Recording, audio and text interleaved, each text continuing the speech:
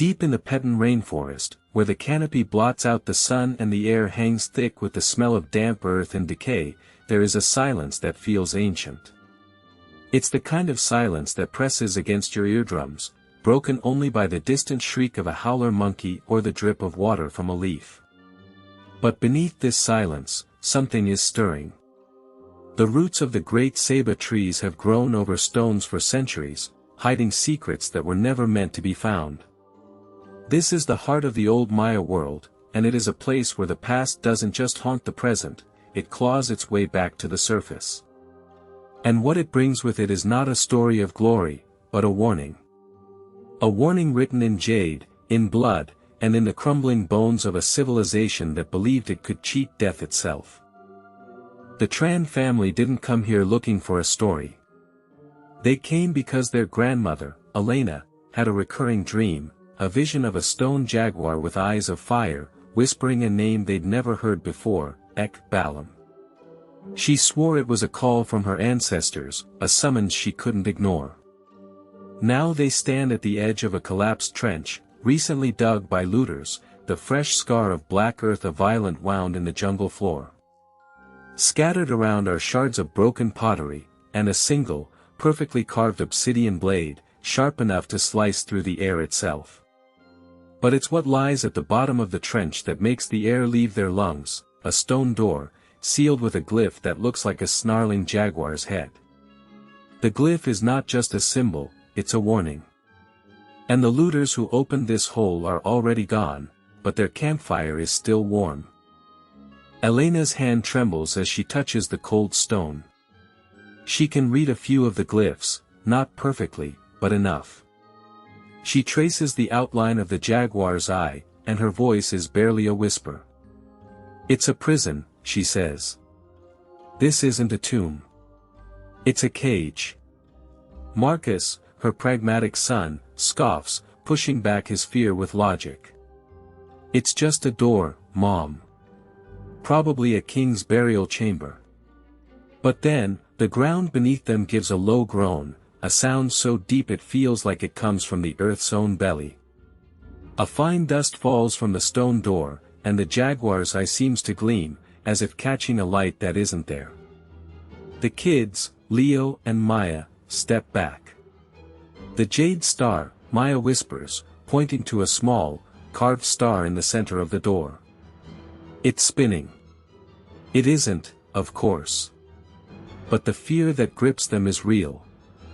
This is not just a historical site. It is a locked door, and they have just found the key. Back at their small camp, the family argues. Lily, Marcus's wife, is terrified. "We should call the authorities. This is a crime scene." But Elena is resolute. She unrolls a faded, hand-drawn map, a family heirloom, on the camp table. "This map has been in our family for 4 generations. It leads to a place called the Cenote of the Moon. It's where our ancestors hid something powerful from the Spanish in the 16th century." Marcus looks at the map, then at his mother's intense eyes. "This is insane. This is a treasure hunt." "No," Elena says, her voice shaking. "It's a responsibility. We are the keepers of this secret. The dream was a warning. The looters are looking for it. If they find it, they'll unleash something that should stay buried." She points to the map's center, where a small, black dot is drawn. The Star of Kawil. A relic of immense power. And the source of the curse. As night falls, the jungle comes alive with sounds that seem to mock their fear. Leo, the teenage son, can't sleep. He watches the fire, his mind racing with images from his grandmother's stories. Then he sees it, a figure between the trees. It's tall, wearing a headdress of feathers and a jaguar pelt, its face half hidden in shadow. It's there for only a second, and then it's gone. He blinks, and the space is empty. He tells himself it's a trick of the light, a shadow from the fire. But he can't shake the feeling that the figure was pointing at them. At their tent. At the map. He runs to his grandmother's tent and finds her sitting upright, eyes wide open, but unseeing. She's chanting in a language he doesn't understand, a language that sounds like the whispers from the stone door. "Elena," he shouts. She snaps out of it, gasping for air. "He's coming," she says, her voice hoarse. "The guardian. We woke him up." Elena's trance breaks the family's resolve. They decide to leave at first light, to head back to the nearest village and report the looters. But as they start packing their gear, Marcus notices something on the edge of the site. A modern, steel flashlight, a brand you can't buy in Guatemala. "We're not alone here," he says, his voice low. "And whoever they are, they're professionals." He picks up the flashlight, and underneath it, they find a notebook. It's filled with sketches of the same glyph from the stone door, and on the last page, a list of names. Their names. The Tran family. Next to their name is a single word, terminate. A cold dread settles over them. This isn't a coincidence. Their grandmother's dream wasn't a vision, it was an alarm. They are being hunted. And the only way out might be the very thing their family swore to protect. They are trapped between a curse from the past and a threat from the present. The notebook isn't just a list of names. It's a dossier. Dates, locations, even notes on their family history. Someone has been tracking them for months. But who? And why? Marcus flips to the front page and finds an emblem, a stylized serpent eating its own tail, coiled around a jade pillar. "Ouroboros," he whispers. "The symbol of the Serpent Society." Elena's face goes pale. She's heard that name before, in her grandmother's stories. The Serpent Society was a secret order of looters who believed the jade pillar held the key to immortality. They've spent centuries searching for it, and now they believe the Tran family can lead them to it. The flashlight wasn't dropped by accident. It was a message. A warning. They are not just being hunted. They are being played. Elena makes a decision. "We can't outrun them," she says, her voice steady. "But we can outsmart them." She explains that the Serpent Society is ruthless, but they are also predictable. They follow the map, not the land. "We need to go where they won't expect us," she says. "Into the heart of the old city." She pulls out a tattered map, older than any of them, drawn on deer hide. It shows a network of tunnels beneath the ruins, passages that haven't been used in centuries. "My grandmother spoke of a hidden temple," she says. "A place where the first kings stored their most sacred relics. If we can get there, we might find a way to break the curse." With no other options, they pack up and head into the jungle, following a path that only Elena can see. The sounds of the forest seem to close in around them, but they push forward, driven by fear and a fragile thread of hope. After hours of hiking, they reach a collapsed structure covered in vines. Elena pushes aside a curtain of moss to reveal a narrow opening. "This is it," she says. "The entrance to the old city." They squeeze through, one by one, into a chamber that time forgot. The air is thick with dust and the smell of decay. As their eyes adjust, they see the walls are covered in murals, paintings that have survived for over 1,000 years. They depict scenes of kings and priests, of sacrifices and ceremonies. But one mural stands out.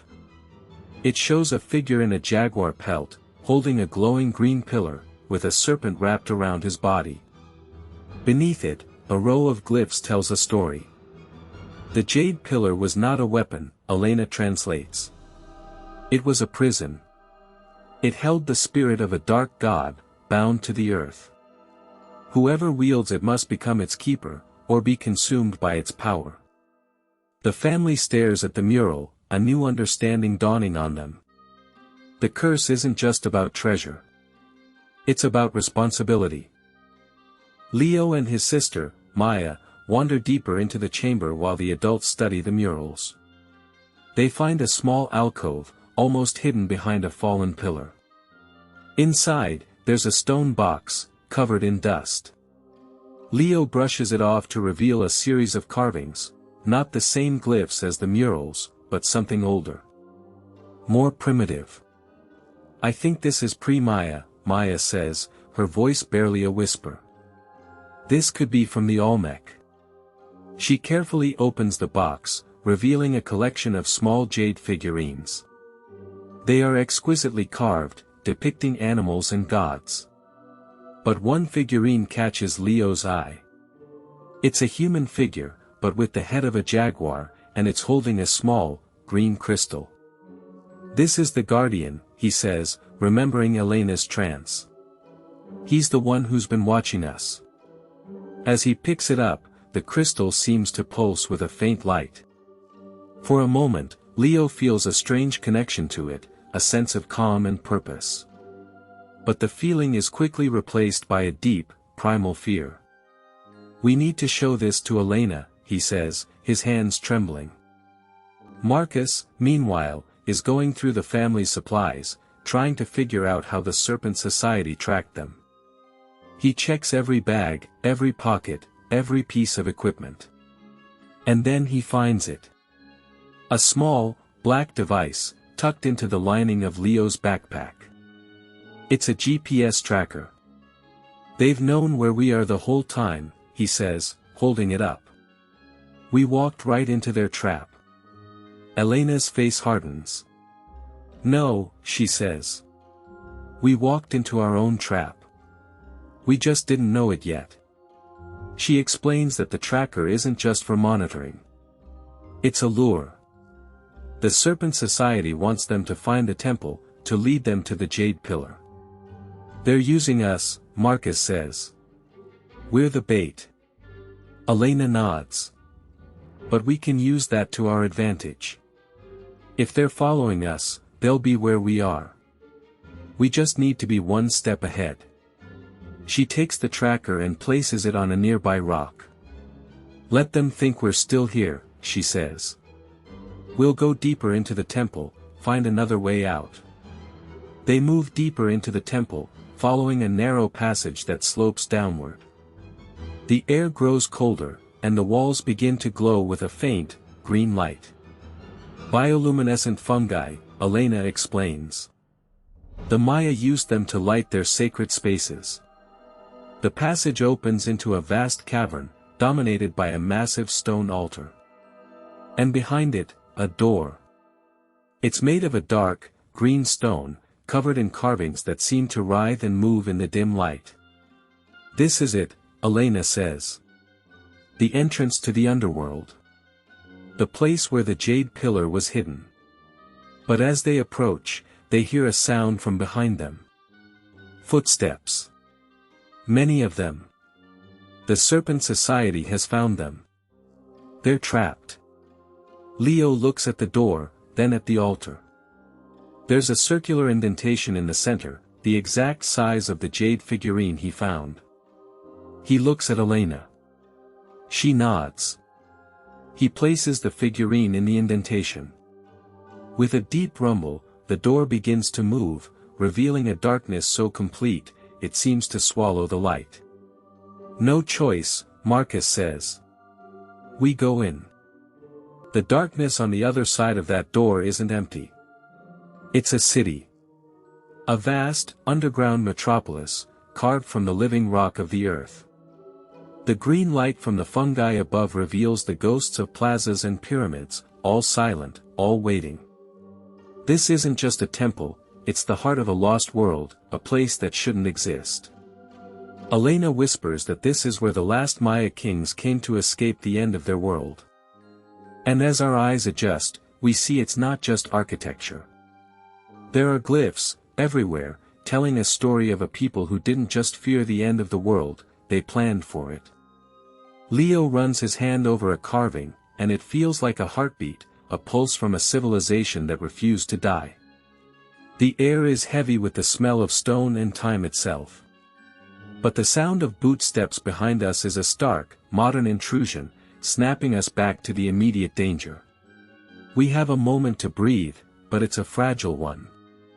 While the others scan the city for a way out, Marcus is drawn to a single, massive stela in the center of the plaza. The carvings on it are different from the rest. They're not depicting kings or battles. They're showing the sky, with stars and a great serpent. He traces the lines, and his eyes go wide. He calls us over. "This isn't about a pillar," he says, his voice trembling. "It's about time." The glyphs tell a story of a device, not a jewel. The jade pillar is a key that can twist the flow of years, pulling the past into the present. Elena's face goes pale. She knew the legends were powerful, but this is something else entirely. This is a weapon. And the Serpent Society isn't just after treasure. They're after the power to rewrite history itself. The air grows colder as the weight of this revelation settles on us. We're not just running from grave robbers anymore. We're in a race to control the very fabric of existence. The revelation about the pillar's true power hits us like a wave. It's not about gold or glory, it's about control. But before we can process this, the silence is shattered. A spotlight snaps on, blinding us. "Hello, Tran family." The voice is calm, clinical, and it belongs to a woman standing at the edge of the plaza. She's flanked by armed men in black tactical gear. This is Director Vega, the head of the Serpent Society. She doesn't look at us with anger, but with the cold curiosity of a scientist examining a specimen. "You've led us to the most significant archaeological discovery in history," she says, gesturing around her. "I should thank you." She knows about the pillar. She knows about the time-bending power. And she needs Leo. "Your bloodline is the final key," she continues. "The last drop of the true Maya royal lineage. You will open the final door for us." Leo's face is a mask of defiance, but I can feel his fear. We're cornered, outnumbered, and we're holding the one thing they want most. Vega gives the order, and her men move in. It's chaos. Marcus throws a smoke canister, and the plaza fills with thick, gray smoke. Gunshots ring out, echoing off the ancient stone. We scramble, using the cover to run deeper into the city. I see Elena take down one of the guards with a swift, brutal move, disarming him and tossing his rifle aside. We're not fighters, but we're fighting for our lives. We duck behind a collapsed wall, catching our breath. Leo is clutching the jade figurine, his knuckles white. "That woman, she knew about the bloodline," he says. "She knows more about our family than we do." Marcus looks at the layout of the city, his mind working. "There's a drainage system," he says, pointing to a dark opening. "It leads out of the main complex. It might be our only way. We have seconds to decide. Follow the map to the pillar, or run for the exit. But the exit is a dead end if they're waiting for us. We take the drain, a tight, dark tunnel that smells of wet earth. We crawl for what feels like an eternity, the tunnel getting tighter and darker. The sounds of pursuit fade, replaced by the sound of our own ragged breathing. Just as the claustrophobia starts to feel overwhelming, the tunnel opens up. We spill out into a smaller, more intimate chamber. It's clearly a ceremonial space. And at its center, on a stone pedestal, is a map. But it's not a map of the jungle. It's a map of the stars, inlaid with gold and turquoise. Elena studies it, her face a mixture of awe and confusion. "This is not Maya," she says, pointing to the constellations. "These are Inca star charts. The implications are staggering. The Maya and the Inca, two great civilizations separated by thousands of miles, were connected. The map shows a path, leading from this temple, across the land, to a point high in the Andes Mountains. A place labeled with a glyph we don't recognize. A place that could be the true location of the Jade Pillar. We're not at the end of the road. We're at the beginning of a much longer, much more dangerous journey. The map is a revelation, but it's also a problem. The route it shows isn't just a path, it's a gauntlet. The Maya, Aztec, and Inca weren't just separate cultures, they were chapters of a single, hidden story. We're being asked to follow a thread that could unravel everything we thought we knew. Then, the earth trembles. A deep, guttural rumble that shakes the dust from the ceiling. The Serpent Society isn't just behind us, they're collapsing the tunnel system to cut off our escape. They're hurting us, forcing us forward. We have no choice. We take the map, and we run. We emerge from the temple just as the sun rises over the jungle, painting the sky in shades of fire. We're exhausted, bruised, and hunted. But we have a new goal. We're not just running from the Serpent Society anymore. We're running toward something. An ancient secret that connects the greatest civilizations of the Americas. And the man in Leo's dreams, the jaguar spirit, is more than a vision. He's a guide. But is he leading us to salvation, or to a trap that was set 1,000 years ago? To find out, you'll have to follow us on the next leg of this journey. We're heading to the Andes. The heart of the Inca. Subscribe to the channel now, so you don't miss what we find there. Because this secret could change the world. We're not just in a tunnel, we're inside a wound in the earth, carved by a people who knew the sky better than we know our own reflection. The map hasn't just shown us a route, it's revealed a connection so deep it feels like a physical blow. The Maya didn't vanish, they were a chapter, and the story continues in the Andes. But this isn't a story of peaceful exchange. It's a story of a shared secret, a burden passed between empires. The Jade Pillar isn't a Maya artifact, it's a key to something much bigger, something that the Inca were guarding at the edge of the world. And my dreams, they're not dreams anymore. They are memories. Memories of a place I've never been, but a place I know like the back of my hand. The jaguar spirit is showing me a path through the mountains, a path that the map is confirming. But he's not just showing me the way. He's warning me. Something is waiting for us there. And it's not just the Serpent Society. The decision is made for us. The rumbling behind us isn't just a cave-in, it's a message. Director Vega isn't trying to kill us. If she was, we'd be dead already. She's trying to control our pace, to push us along a path she wants us to take. The tunnel collapse isn't an accident, it's a shepherd's crook. We're being herded. The only way forward is the only way we can go. So we run.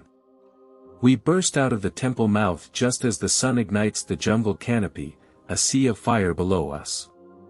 The air is thick and wet, a stark contrast to the dry, cold air of the temple. We're exhausted, our lungs burning, but the map is clutched in Marcus's hand. We don't have time to process the enormity of what we've found. We have to move. We have to get to a plane, a boat, anything that will take us south. To the mountains. To the land of the Inca.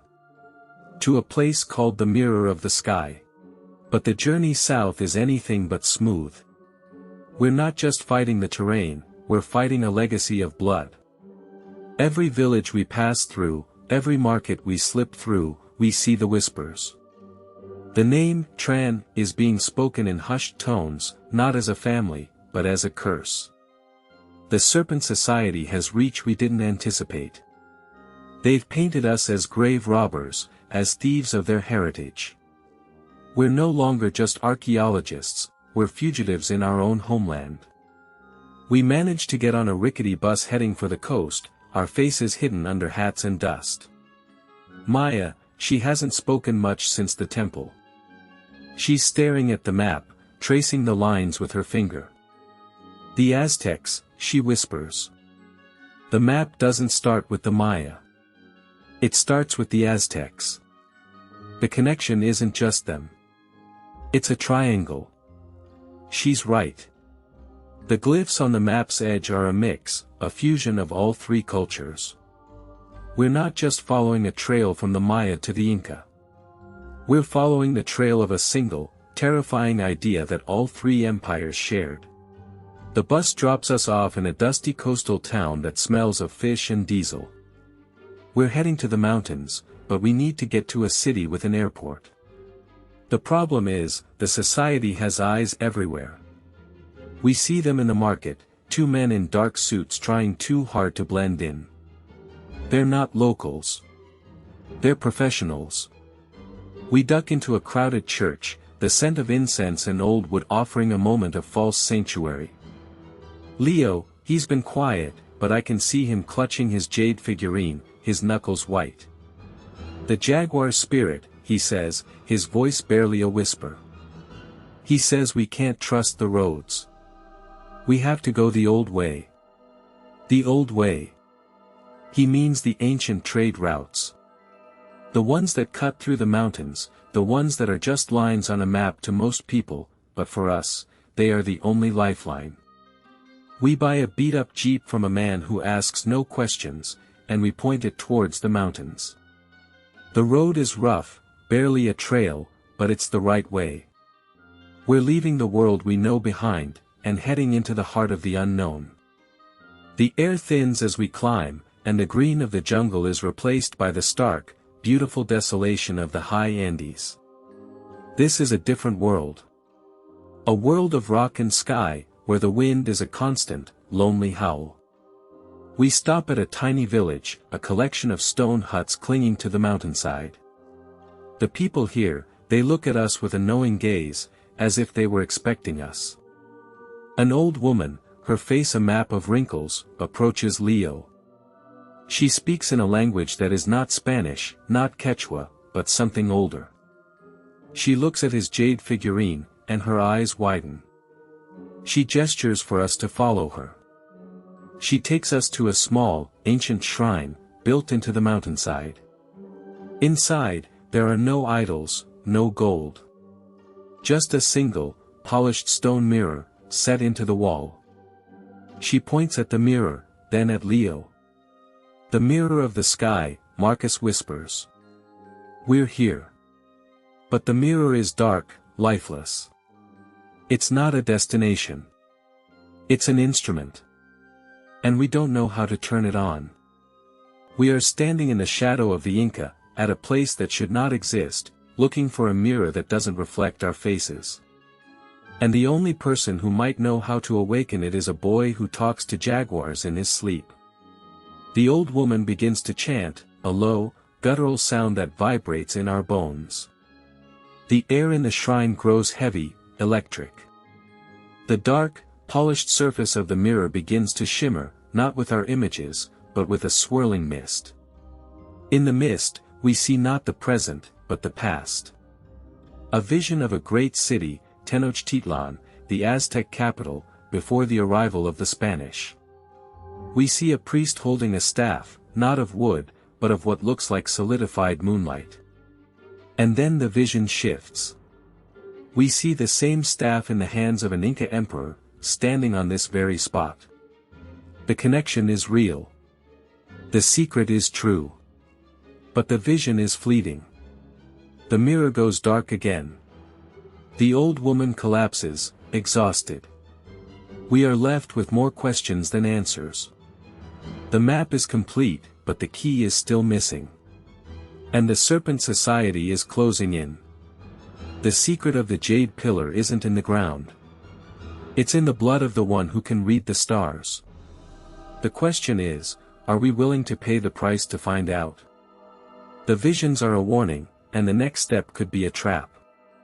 To see what happens when the society catches up with us, and what the jaguar spirit will demand in exchange for the truth, you're going to have to join me for the next part of this journey. We're going into the heart of the Aztec Empire, to a city that no longer exists. Subscribe now, so you don't miss what we find beneath the streets of Mexico City. The old woman's chant fades into the howling wind, but the silence that follows is heavier than any sound. We're standing in a stone shrine that feels older than the mountains themselves, and the mirror, the so-called mirror of the sky, is now just a dark slab of obsidian. My heart is pounding. We came here for answers, but all we got was a glimpse of a future we can't outrun. Leo is still staring at the mirror, his jade figurine clutched so tight his knuckles are white. It's a key, he whispers, but not for a door. Marcus is already pulling out his notes, trying to make sense of the vision we just saw. The Aztec priest with the staff of moonlight, that wasn't just a symbol. It was a warning. And the Inca emperor, standing right here, holding the same staff, that means the secret isn't locked in one place. It's a chain that spans empires. We're not just chasing an artifact. We're chasing a legacy that was meant to be broken. But who broke it? And why? Marcus flips through the pages of his notebook, his voice shaking. The Aztec and Inca, he says, they were enemies. They never met. But this mirror shows them connected. The old woman, still weak, points at the mirror and speaks in that ancient language. Elena translates, her face pale. She says the mirror shows the truth of the bloodline. The staff is not wood, it's bone. The bone of the first king. I feel a chill run down my spine. The vision we saw, the priest, the emperor, they weren't just leaders. They were guardians of the same secret. And the staff? It's the key to unlocking the jade pillar's power. But if the staff is bone, then the secret might be tied to death itself. The old woman gestures for us to leave. The society is coming, she says. They've tasted the blood of the mirror. The ground trembles. We hear engines in the distance. The Serpent Society has found us. We have seconds to decide, stay and fight, or run into the mountains with a madwoman's prophecy echoing in our ears. We burst out of the shrine, and the cold mountain air hits us like a wall. Below, a line of black SUVs crawls up the switchback road, kicking up dust. Vega is leading them, I'd bet my life on it. The old woman grabs Leo's arm, her grip surprisingly strong. You are the child of the jaguar, she hisses. The mirror showed you the way. Now you must find the place where the sun dies. She shoves a small, carved bone into his hand. It's warm, almost alive. This is the piece of the staff. It will guide you. Then she turns and walks back into the shrine, her silhouette framed by the dark. We don't have time to argue. We sprint up the rocky slope, away from the road. The wind is screaming now, but we can still hear the sound of boots on stone behind us. We find a narrow crevice in the cliff, barely wide enough for one person. We squeeze through, and the world opens into a hidden valley, untouched by time. In the center, a lake so still it mirrors the sky perfectly. The mirror of the sky. It's not a place, it's a reflection. And the reflection is waiting for us. The lake is so perfectly still it looks like a sheet of black glass. Leo holds up the bone fragment, and the surface of the water begins to ripple, not from wind, but from something below. A shape emerges, dark and massive, breaking the surface. It's not a creature. It's an altar, carved from a single block of stone, covered in symbols we've seen before, in the Maya temple, in the Aztec vision. Marcus gasps. The pillar's base. It's here. We wade into the freezing water, and the altar is even more imposing up close. There's a circular indentation in the center, exactly the size of Leo's jade figurine. But before Leo can place it, a voice echoes across the valley. Don't. It's Vega. She's standing at the edge of the lake, flanked by armed men. She looks different now, not just ruthless, but obsessed. That relic belongs to the society. It always has. Leo's hand is shaking. You don't know what it can do, he says. Vega smiles. Oh, I know exactly what it can do. I've seen the visions. I've seen the power. And I'm not letting you destroy it. Vega raises a hand, and her men lower their weapons. You have no idea what's at stake, she says, her voice almost gentle. The jade pillar isn't just a source of power, it's a cage. The jaguar spirit isn't a guide, it's a prisoner. Leo recoils. You're lying. Vega shakes her head. I've seen the same visions you have. The Aztec, the Inca, they all tried to use the pillar to control time. And every time, it cost them everything. The Spanish didn't conquer them by accident. They were led here by the pillar's song. She points at the altar. If you place that figurine, you'll start a chain reaction that will ripple through history. You'll unleash something that can't be contained. The old woman's words echo in my mind, the mirror showed you the truth. But what is the truth? Vega's story is terrifying, but it's also convenient. She wants the pillar for herself. I look at Leo. His eyes are filled with doubt. He looks at the jade figurine, then at the altar. The wind picks up, and the lake begins to churn.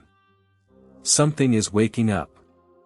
The ground shakes, and the altar begins to glow with a sickly jade light. Vega's eyes widen. It's too late, she whispers. You've already awakened it. But Leo hasn't moved. The glow is coming from the figurine itself, pulsing like a heartbeat. The water around us starts to boil, and the sky turns a dark, unnatural green.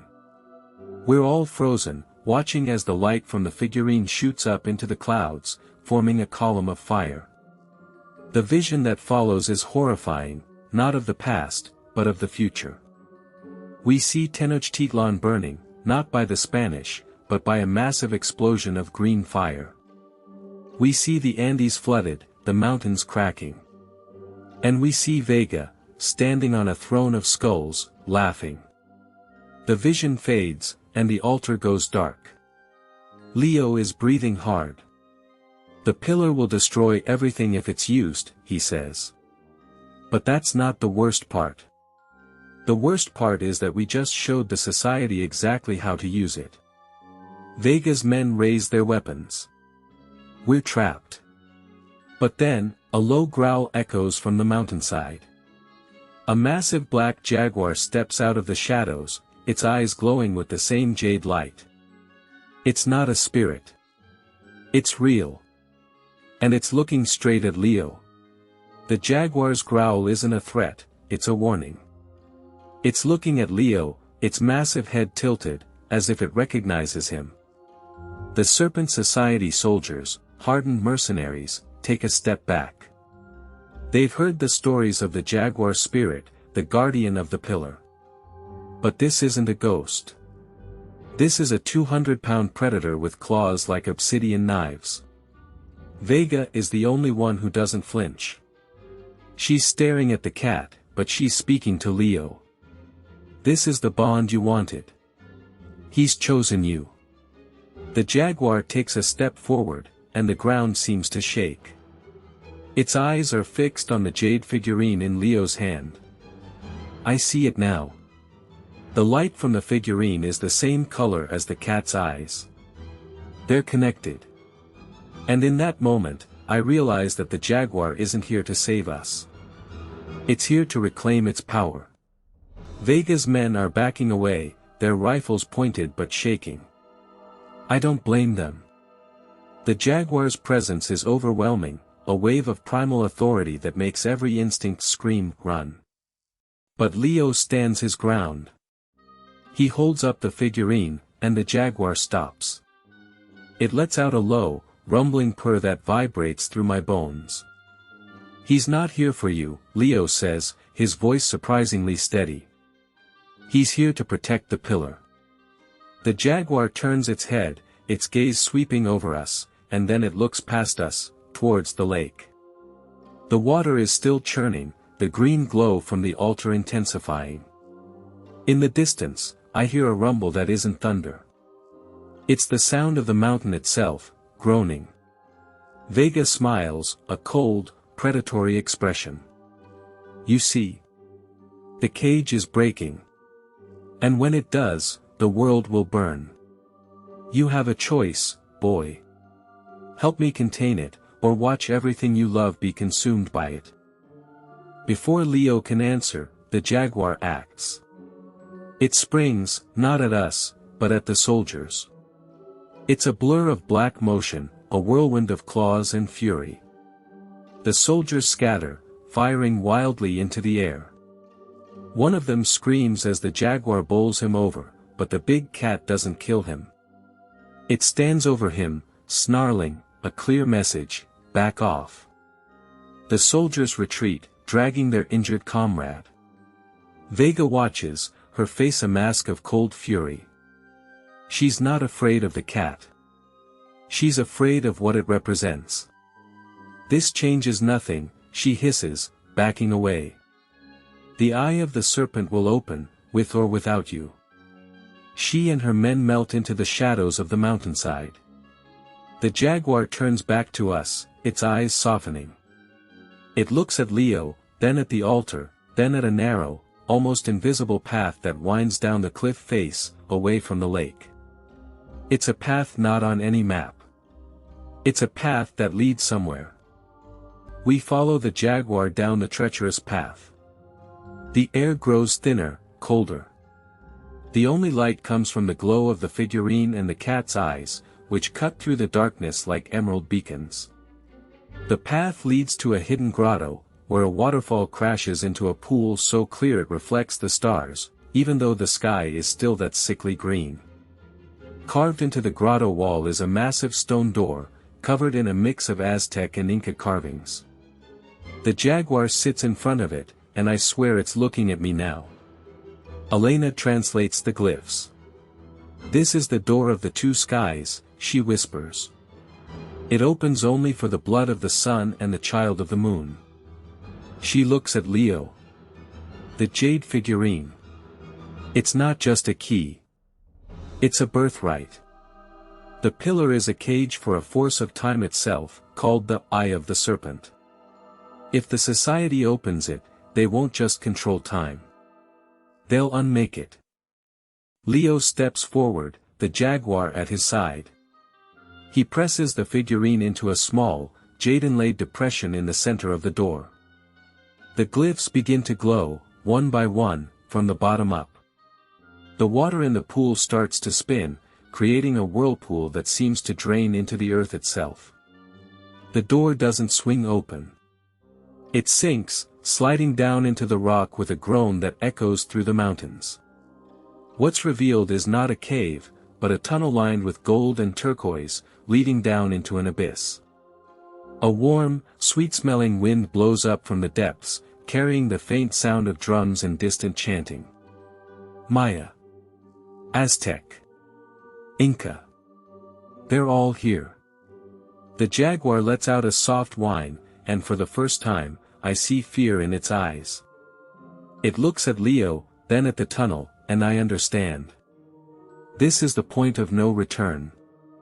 The family shares a look. We're not just running anymore.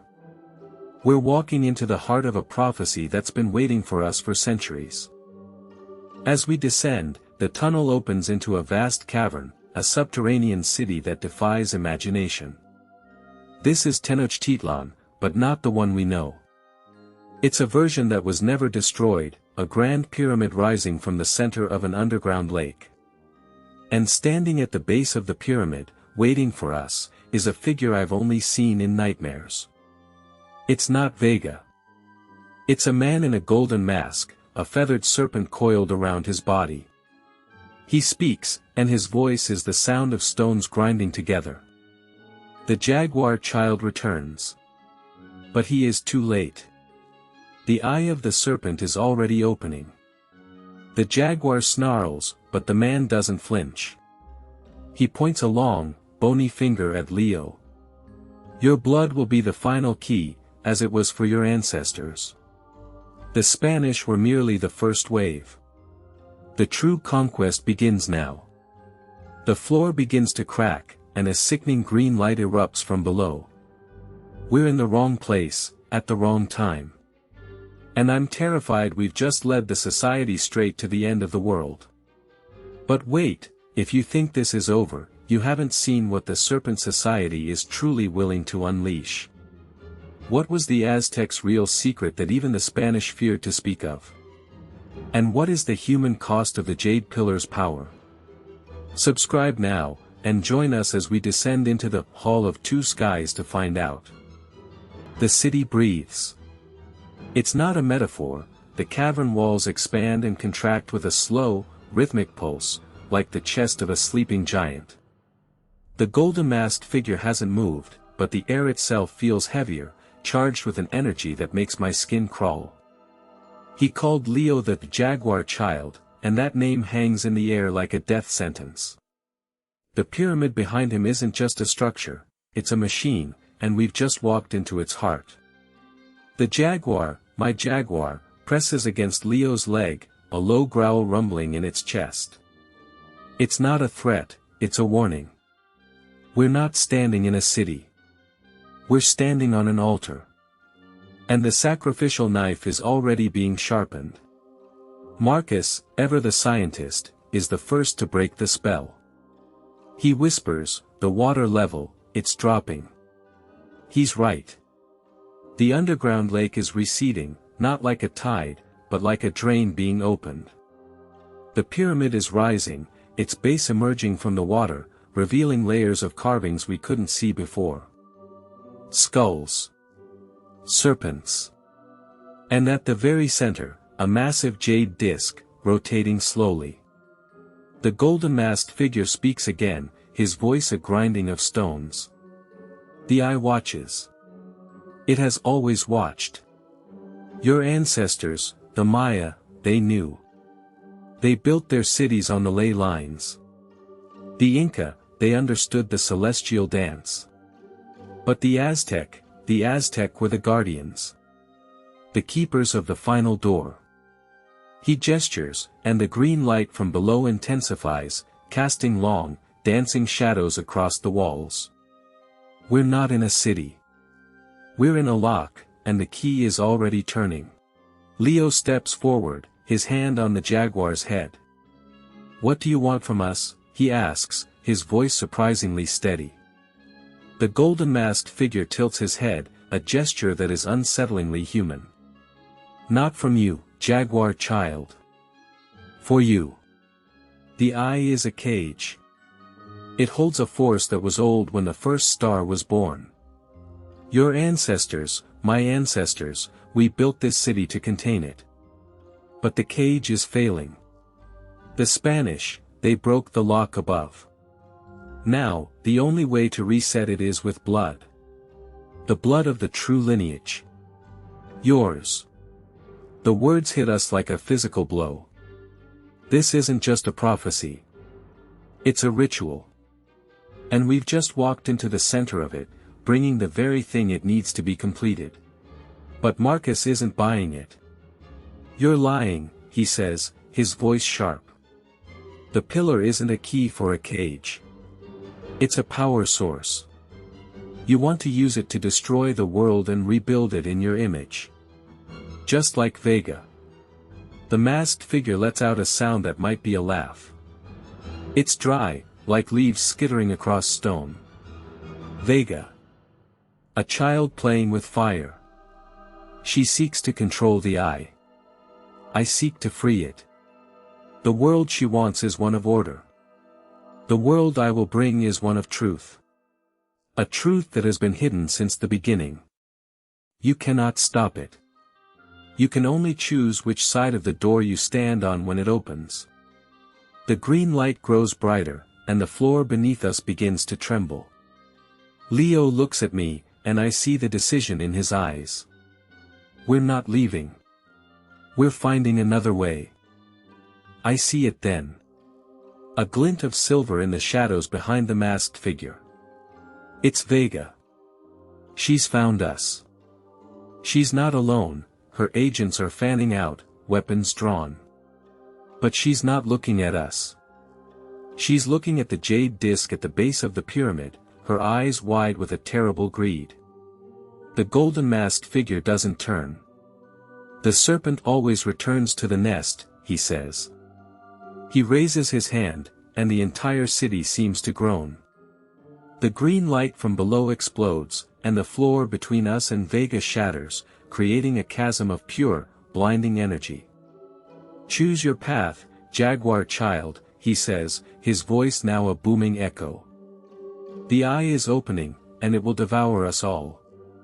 Save your family, or save the world. You cannot do both.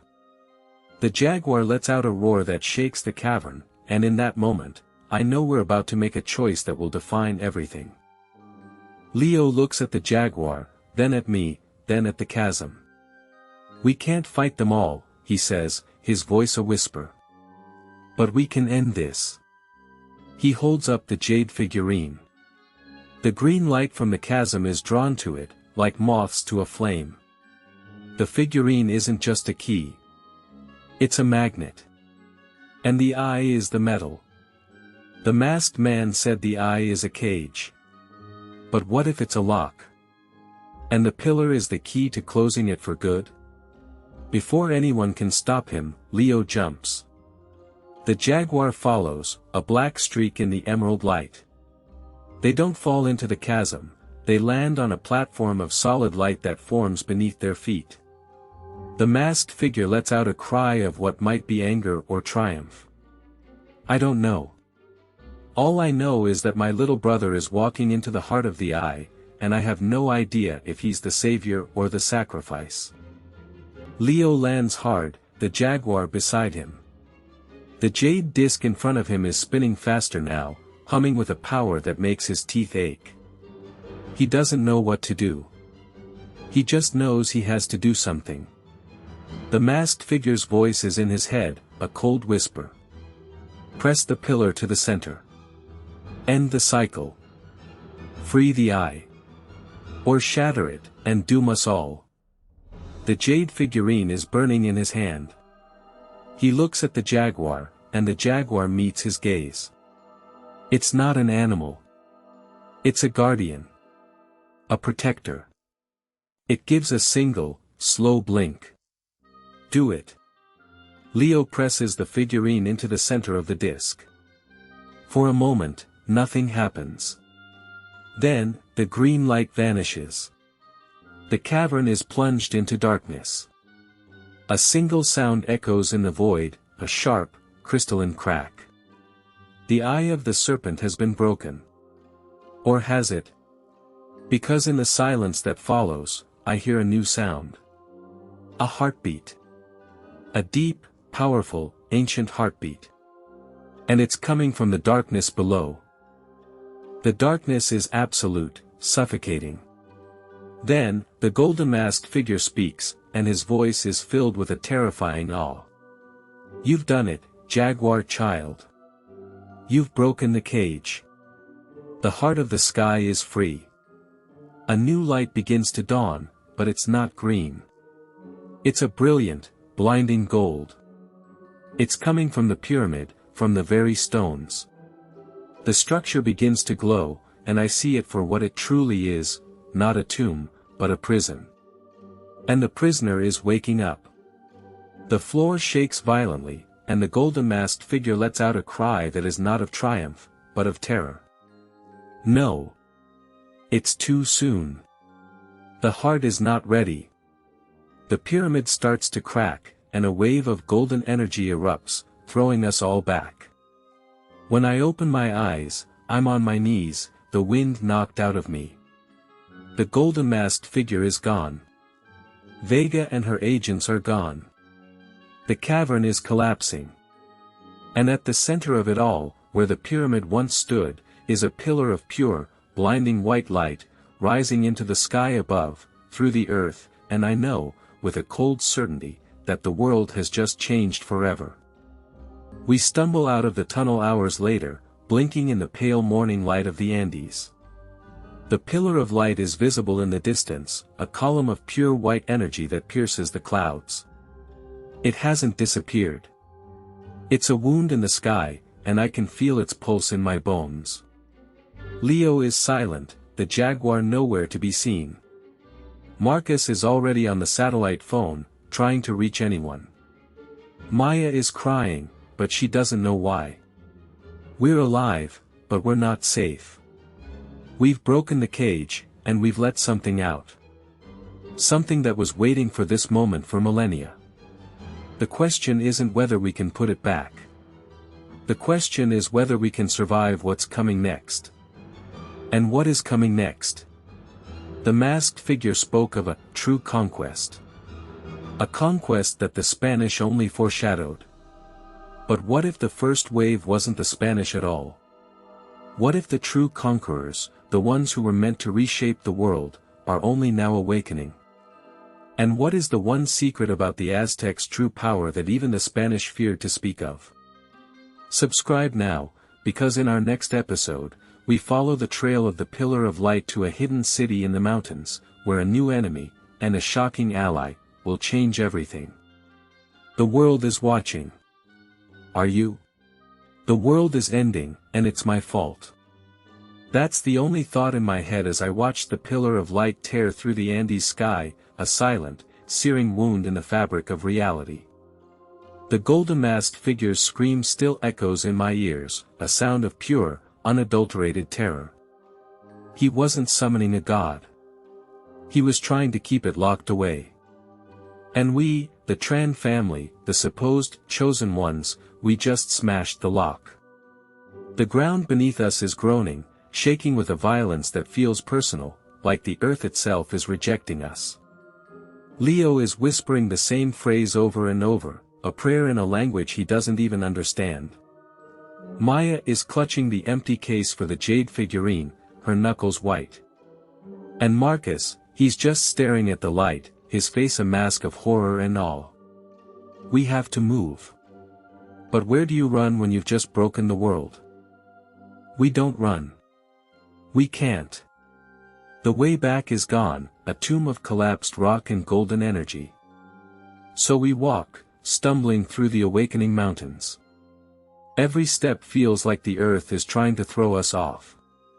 And then we hear it. A sound that cuts through the seismic groaning. Footsteps. Crunching on the scree behind us. We spin around, expecting Vega and her death squad. But it's just one man.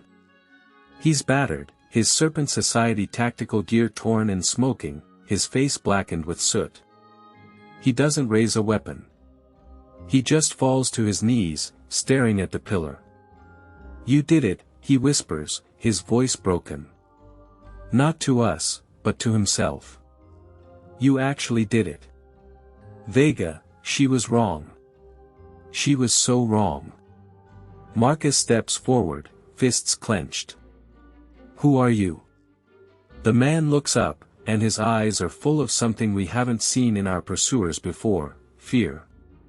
My name is Kale, he says. And I'm the only one left who knows what you've really done. Kale tells us the truth, and it's so much worse than anything we imagined. The Serpent Society wasn't trying to use the Jade Pillar. They were trying to destroy it. Vega believed it was a weapon, a power source that could be harnessed. But Kale, he was part of a secret faction within the society that believed the pillar was a prison. Their mission was to ensure it was never, ever opened. The legend isn't about a treasure, Kale says, his voice hoarse. It's a warning. The Jade Pillar wasn't created by the Maya, or the Aztec, or the Inca. They just guarded it. They were the jailers. And you've just unlocked the cell. He points a trembling finger at the Pillar of Light. That's not a weapon. That's a beacon. And the ones it's calling for. They're not gods. They're something else. Something that was banished here eons ago. We called them the hunters. And they're coming.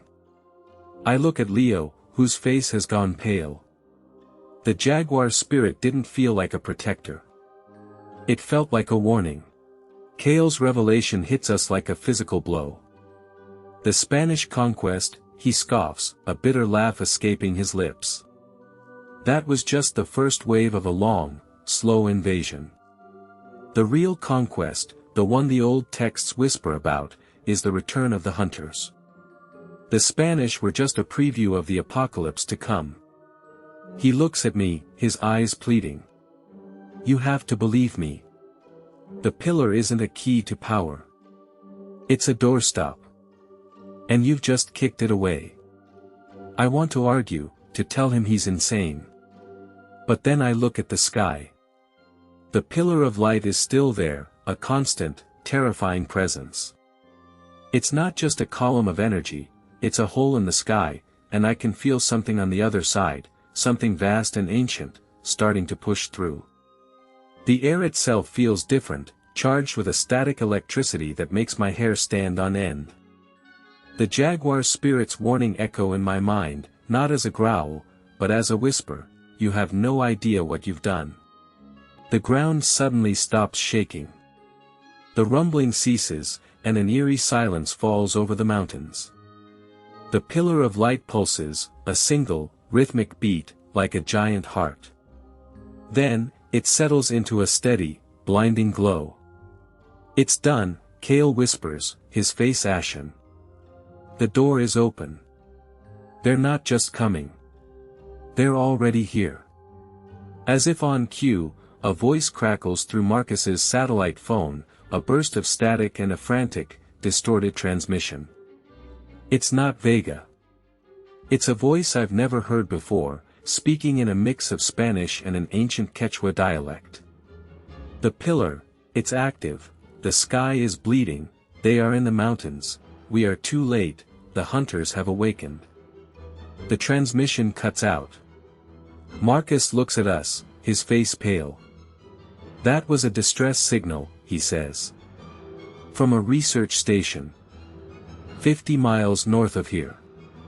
Kale stands up, new, grim determination in his eyes. The hunters won't come to us, he says, looking at the pillar. They're already here. And they're going to start with the most sacred site in the Andes. Machu Picchu. Machu Picchu. The name hangs in the air, heavy with meaning. The lost city of the Inca. A place of immense spiritual power, now a target. Kale is on his feet, his fear replaced by a desperate urgency. Vega's plan was madness, but she was right about one thing, he says, grabbing my arm. The hunters will go to the places of power first. They feed on it, drain it. Machu Picchu is the biggest battery on the continent. I pull free, looking at my family. Leo's eyes are glowing with a faint golden light. Maya is clutching the empty case. Marcus is already checking his gear, his jaw set. We're not soldiers. We're a family of archaeologists and historians. But we've seen too much to walk away. We broke the cage. We have to try to put the hunters back in it.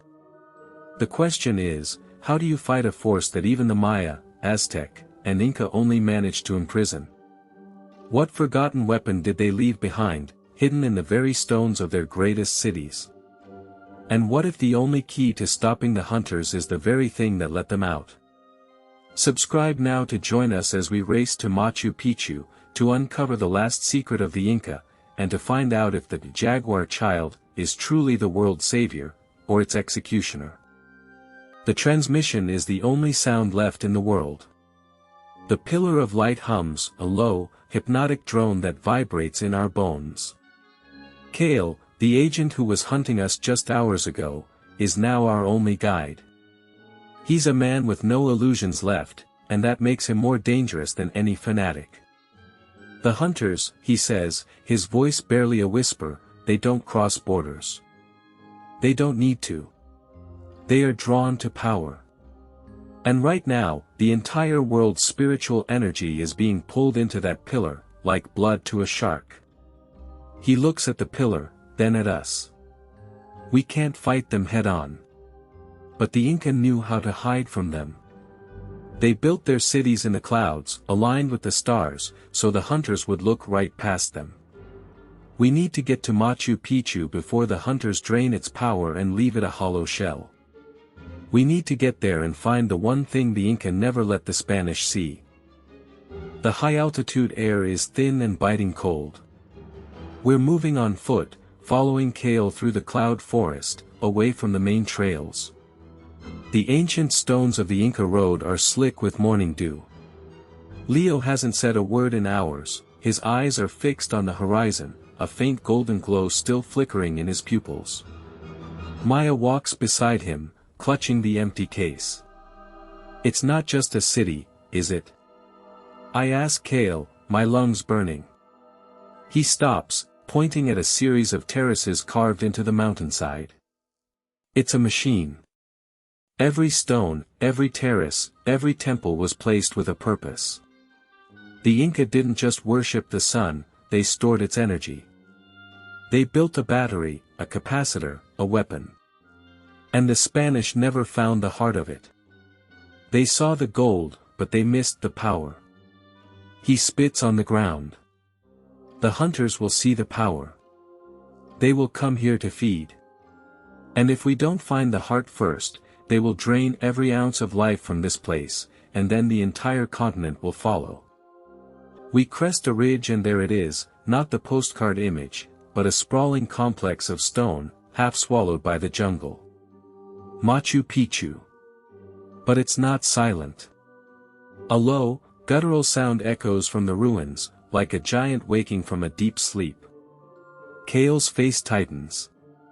It's already started. They're here. We rush into the city, past the terraces and the Temple of the Sun. The stones themselves feel wrong, vibrating with an energy that makes my teeth ache. We're not alone. A figure emerges from the shadows, not a hunter, but a man. He's wearing the faded, tattered uniform of an Incan descendant, with a ceremonial mask of hammered gold. He raises a hand, and a dozen more figures appear from the ruins, blocking our path. They are the Sun Guard, the last defenders of the sacred city. The masked man speaks, his voice echoing strangely. The jaguar child walks into the trap of the serpent's eye. You have brought the hunters to our door, and now the true sacrifice will be made. Kale steps forward, his hands up. Inti, we are not your enemy. The prophecy is unfolding. The jade pillar has been broken. The masked man, Inti, lowers his spear. The pillar was not to be broken. It was the lock, not the key. The hunters are the serpent's eye. They were imprisoned within the pillar, and the Maya, Aztec, and Inca were its keepers. You have set them free. Now, they will consume the power of this place and then move to the next, and the next. The world will be a feast, and we are the main course. He looks at my family, his eyes lingering on Leo. But there is a way to close the door. A weapon was hidden here, in the heart of the city, not to fight the hunters, but to banish them. It is called the Mirror of the Sun. But it requires a sacrifice, a bloodline that can channel the power of the Creator. The blood of the jaguar child. Inti leads us through a narrow passage behind the Temple of the Sun, descending deep into the mountain. The air grows thick and cold, and the walls are lined with intricate carvings of the sun, the moon, and the stars. We enter a circular chamber, and in the center, resting on a stone pedestal, is a large, polished disk of black obsidian. It reflects nothing. It's like staring into a void. The mirror of the sun, Inti says. It shows the truth of the heavens, and the path to the spirit world. But to activate it, the jaguar child must offer his blood, willingly, to the stone. It is a test of pure intent. If he has any selfishness, any malice, the mirror will shatter, and the hunters will become unstoppable. Leo steps forward, his face pale but determined. He looks at me, at his mother. "I was born for this," he says. He pulls out the small obsidian knife Inti gave him and slices his palm, letting the blood drip onto the black stone. The room goes silent. The mirror remains dark. Then, a single drop of blood falls onto the center, and the entire obsidian disc erupts with light. The obsidian mirror doesn't show our reflection. It shows a vision of the high Andes, a massive, dark shape moving through the mountains. It's not a single creature, it's a swarm, a storm of shadow and hunger, leaving a trail of withered, gray land in its wake. Inti's voice is filled with dread. The hunters are not just coming to Machu Picchu. They are here, and they are consuming the sacred places. They will feed on the power of the mountains, the rivers, the very soul of the land. The mirror of the sun can banish them, but only if it is used at the exact moment of the winter solstice, when the sun aligns with the temple's central window. That is tomorrow, at dawn. We must hold them off until then. Vega's voice crackles over Kale's radio, a cold, amused tone. "You've done well, Tran family. You've found the key. Now, I'll take it. Your fight is over. The hunters are my weapon now. Stand down, and I might let the boy live." The sky above Machu Picchu is turning gray, not from clouds, but from a creeping darkness. The hunters are descending, a swarm of shadow that blots out the sun. We have hours, not days. We are a family of archaeologists, not warriors, but we have a weapon. We have the mirror of the sun, and we have the blood of the jaguar child. Inti and the sun guard take positions on the terraces, ready to fight. We stand in the temple of the sun, the obsidian disc positioned to catch the first light of dawn. As the first rays of the winter solstice sun touch the horizon, the swarm begins to descend, a whirlwind of shrieks and shadows. I look at Leo. His eyes are glowing, not with a faint light, but with a blazing, golden fire. He is no longer a child. He is the vessel of the ancient gods. The battle for the soul of the Andes is about to begin. But Vega is out there, and we're caught between her and the hunters. Who will we have to sacrifice to win? And will the mirror of the sun be enough to save us, or will it become our tomb? Subscribe now and join us in the final stand at Machu Picchu, as we uncover the last secret of the Inca and the true cost of the prophecy. The shrieks from the swarm are a physical pressure, a wall of sound that makes the stones of Machu Picchu vibrate under our feet. Inti shouts orders, his voice barely audible, as the sun guard unleashes a volley of flaming arrows into the descending darkness. The arrows hit, but they don't stop the hunters, they just slow them down, like trying to hold back a river with a handful of pebbles. Kale grabs my arm, his face pale, and pulls me towards the edge of the terrace. The mirror of the sun is a focus, not a weapon, he yells, his eyes wide with a terror I haven't seen before. It will buy us time, but it won't destroy them. They are not physical. They are a hunger-given form, an echo of a cosmic void that the Maya and Inca both knew as the first shadow. The battle here is a distraction. The real fight is for the alignment itself. We have to protect the temple until the exact moment the sun hits the central window, or everything we've done is meaningless. Vega's voice crackles over the radio again, but this time it's not a taunt. It's a command. Kale, you were always the weak link. Your family's honor is a disease. But I'll give you one chance to redeem yourself. Kill the boy and bring me the pillar. Do it, and you can walk away from this. Kale's jaw tightens.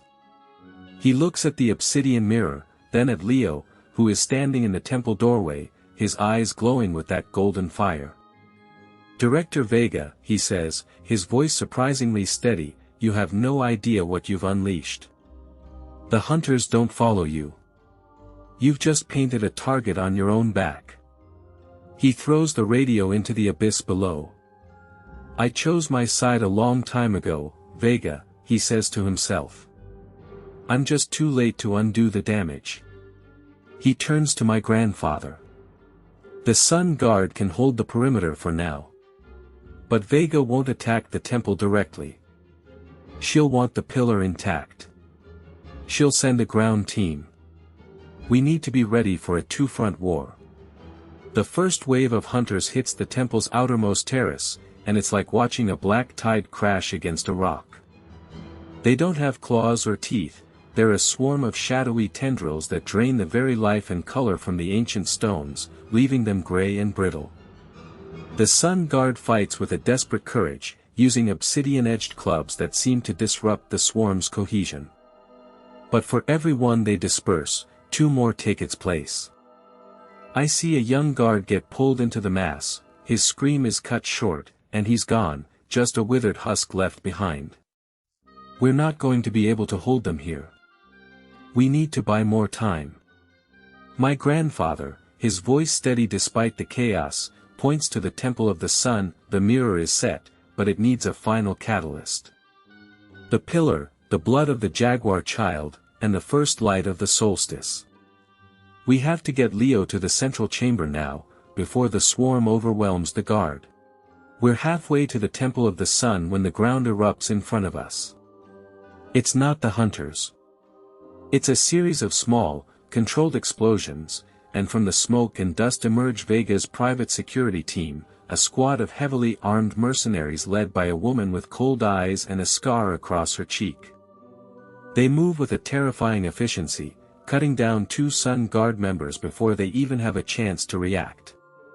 Vega steps out from behind her human shield, a satisfied smirk on her face. I told you, Kale. I always get what I want. The hunters are a distraction.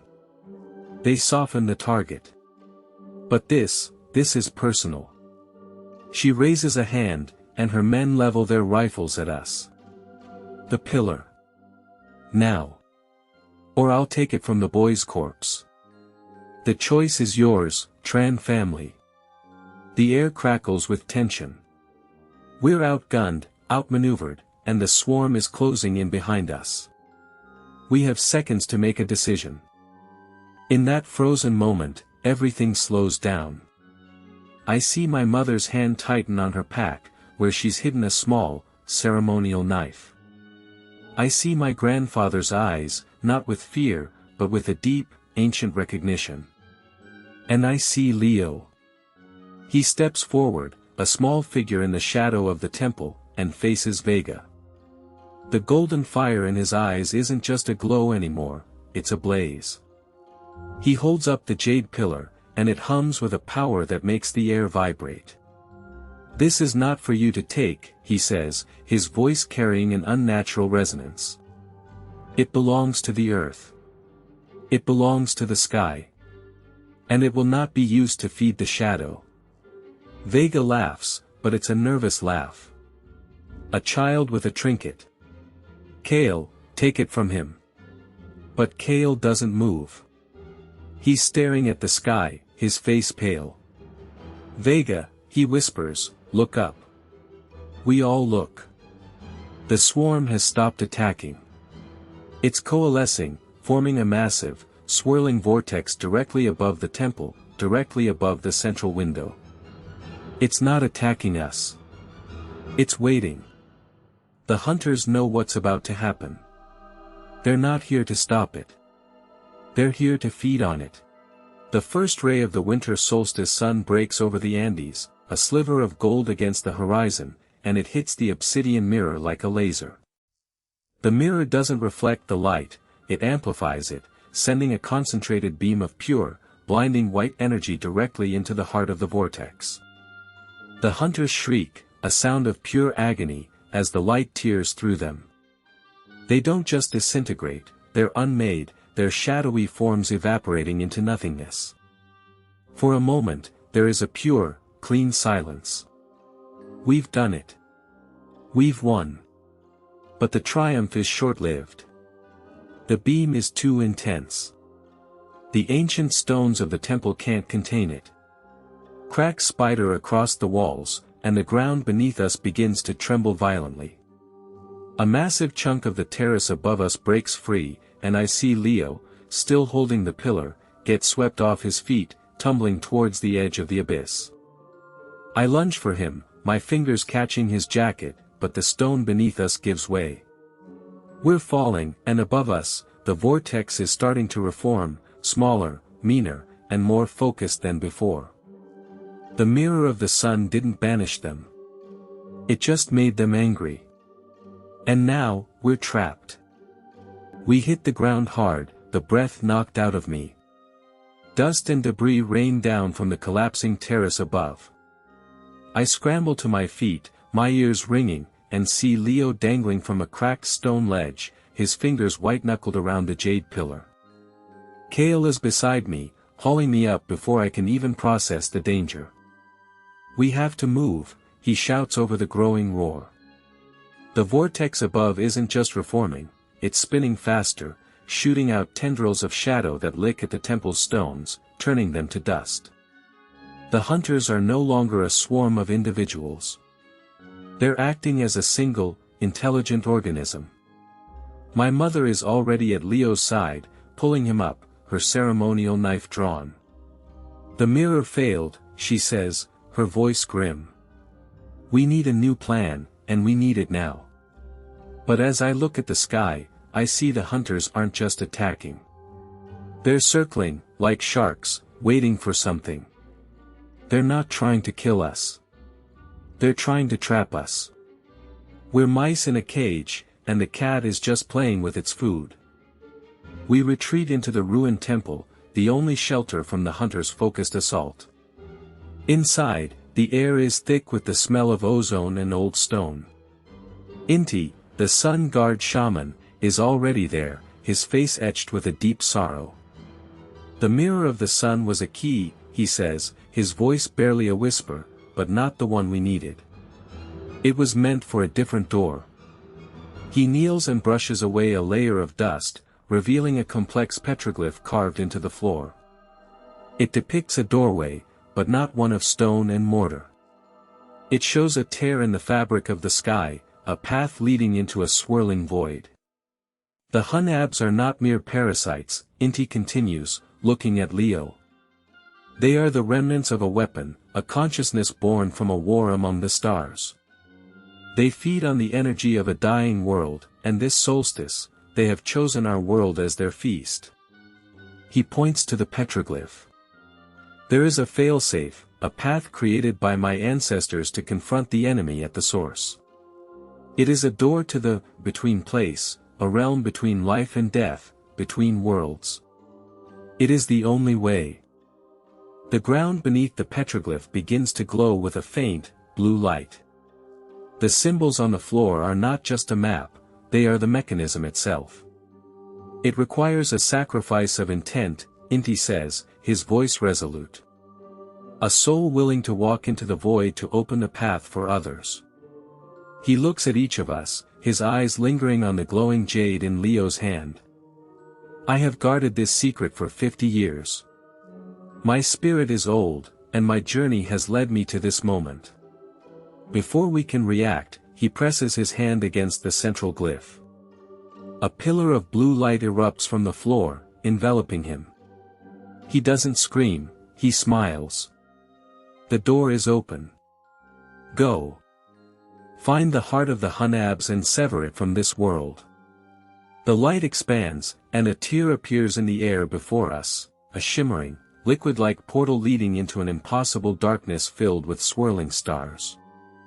The hunters outside shriek as they sense the escape. A tendril of shadow crashes through the temple wall. "Now, Elena!" Kale shouts, and we have no choice. We leap through the tear, one by one, leaving the world behind, and the last thing I see is the blue light of Inti's sacrifice fading into the void. We fall through a kaleidoscope of light and shadow, the sensation of falling without ground. Then, all at once, we land on solid ground. The air is cold and still. We're in a city, but it's not the Tenochtitlan we saw in our visions. This one is frozen in a moment of chaos. Buildings are half crumbled, fires are suspended mid-flicker, and the sky is a bruised, static purple. The between place, Kale whispers, his voice echoing in the unnatural silence. It's a memory of a conquered world. We are in a great plaza, and before us stands a pyramid, but its steps are slick with a black, oily substance, and at its summit, instead of a temple, is a swirling, pulsing orb of dark energy. The heart, Leo says, his eyes glowing. I can feel it. As we approach, the orb pulses, and a voice, ancient and cold, fills our minds. You have come, little ones.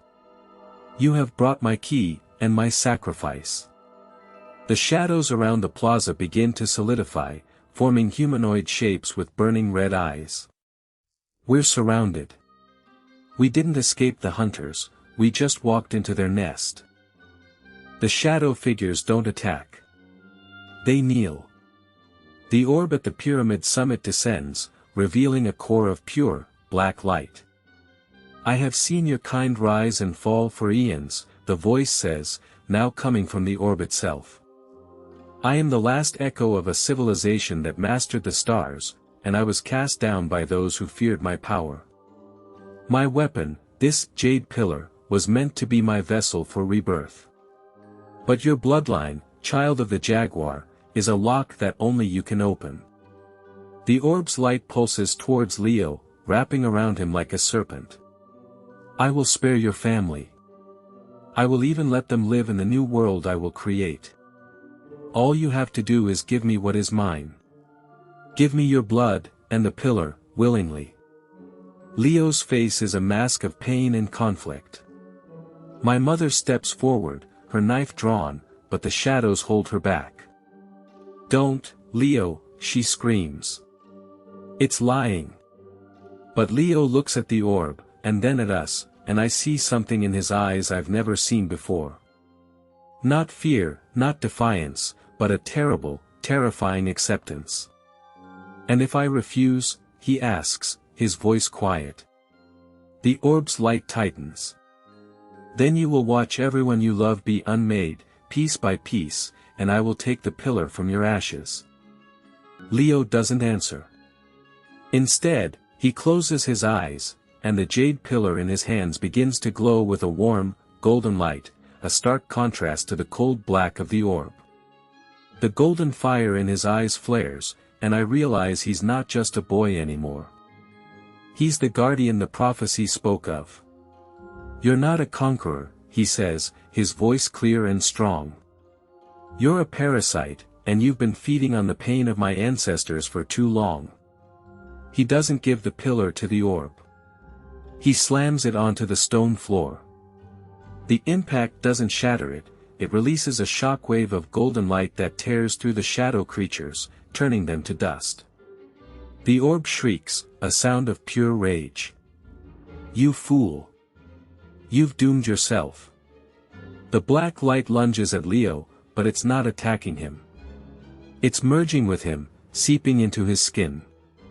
He screams, a sound of pure agony, and the golden light and the black light begin to swirl around him in a violent vortex. The last thing I see is Leo's face, contorted in pain, but with a flicker of defiance in his eyes, before the entire world is swallowed by light. We're not in the between place anymore. We're falling back into the real world, and I have no idea if Leo is still Leo, or if he's become the very monster we were trying to destroy. The question that haunts me as we fall is this: what did he just unleash, and was it worth the cost? To find out what Leo has become, and what his sacrifice truly means, you have to stay with us. Subscribe and hit the bell so you don't miss what happens next. The world snaps back into focus with a violent, icy jolt. We land hard, the wind knocked out of me, on a glacier so vast it feels like a frozen ocean under a sky of impossible blue. The sun is blinding, a stark, painful contrast to the suffocating darkness of the between place. For a moment, there's only the sound of our ragged breathing and the howling wind. Then, I see him. Leo is standing a few feet away, but he's not the same. His skin is pale, almost translucent, and his eyes are no longer gold. They're a bottomless, starless black. The jade pillar in his hands is no longer glowing with a warm light, it's pulsing with a cold, malevolent energy, and dark veins are creeping up his arms. He doesn't look at us. He just stares at the pillar, a low, guttural hum emanating from his chest. My mother calls his name, her voice trembling. Leo. He slowly turns his head, and a terrifying smile spreads across his face. It's Leo's face, but it's not him. The vessel is awake, he says, his voice layered with a chilling echo. And the hunt has only just begun. The thing wearing Leo's face takes a step towards us, and the ice beneath its feet cracks, not from pressure, but from a wave of pure, cold energy. The child's will is strong, it hisses, its voice a discordant mix of Leo's and the orb's. But it will break. They always do. My mother doesn't hesitate. She pulls out her knife, the blade glinting in the harsh sunlight, and puts herself between us and him. You will not touch my son, she growls, her voice a low threat. The dark Leo just laughs, a hollow, chilling sound. I do not need to touch him. I am him. Every fear, every doubt, every hidden resentment. I am the voice in the dark he tried to silence. It raises the pillar, and a shadowy tendril whips out, sending Maya sprawling across the ice. Kale, still recovering from the journey, shouts a warning. Don't engage it. It feeds on aggression. He's right. The more we fight, the stronger it gets. We need to run, to outsmart it, not outfight it. We scramble to our feet, our boots slipping on the frozen ground, and run. But where? We're on a godforsaken glacier with a monster wearing my brother's face, and nowhere left to hide. We run until our lungs burn, the thin mountain air making every breath a knife in the chest. The glacier stretches on endlessly, a white desert with no cover, no place to hide from the relentless force that's pursuing us. We can feel its presence, a growing coldness at our backs. Just as despair begins to claw at the edges of my mind, we see it. A break in the ice, a dark crevasse that cuts deep into the glacier. Kale, his face pale but his mind sharp, points towards it.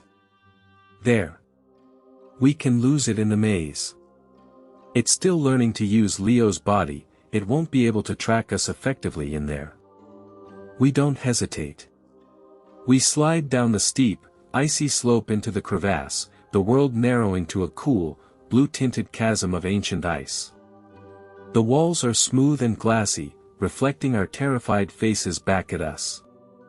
We move deeper into the frozen labyrinth, our footsteps echoing in the silence.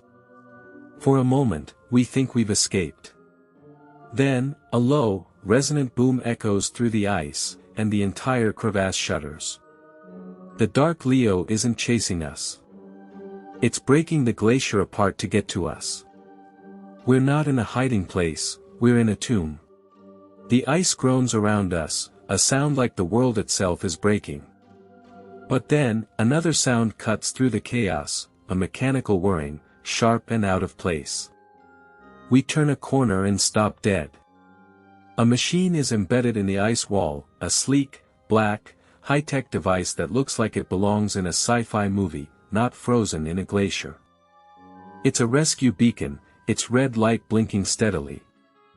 That's not Inca, Kale whispers, his eyes wide.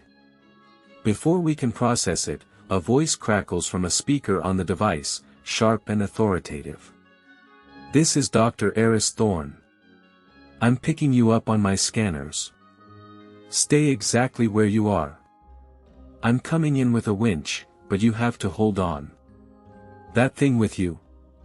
It's echoing on every frequency, and it's calling for reinforcements. You have less than 60 seconds before this entire ice shelf becomes a war zone. A cable snakes down from above, a metal harness at its end. We look at each other, terrified and confused. Who is this man? How did he find us?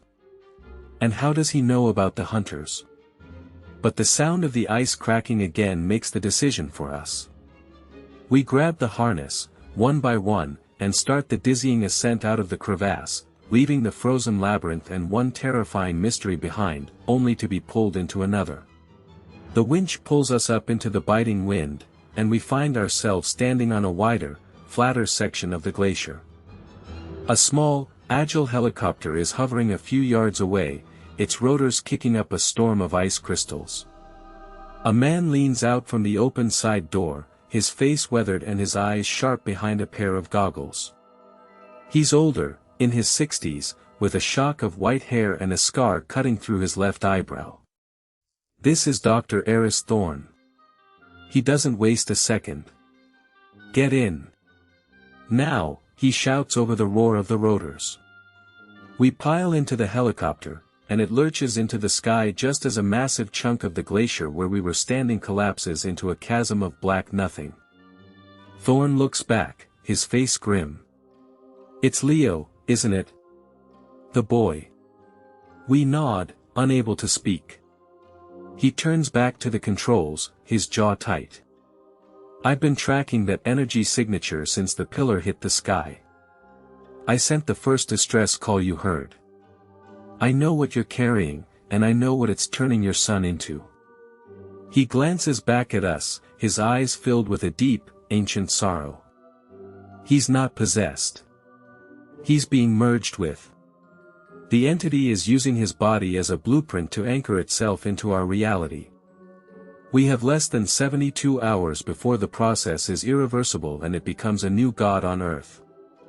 And I know the only way to stop it.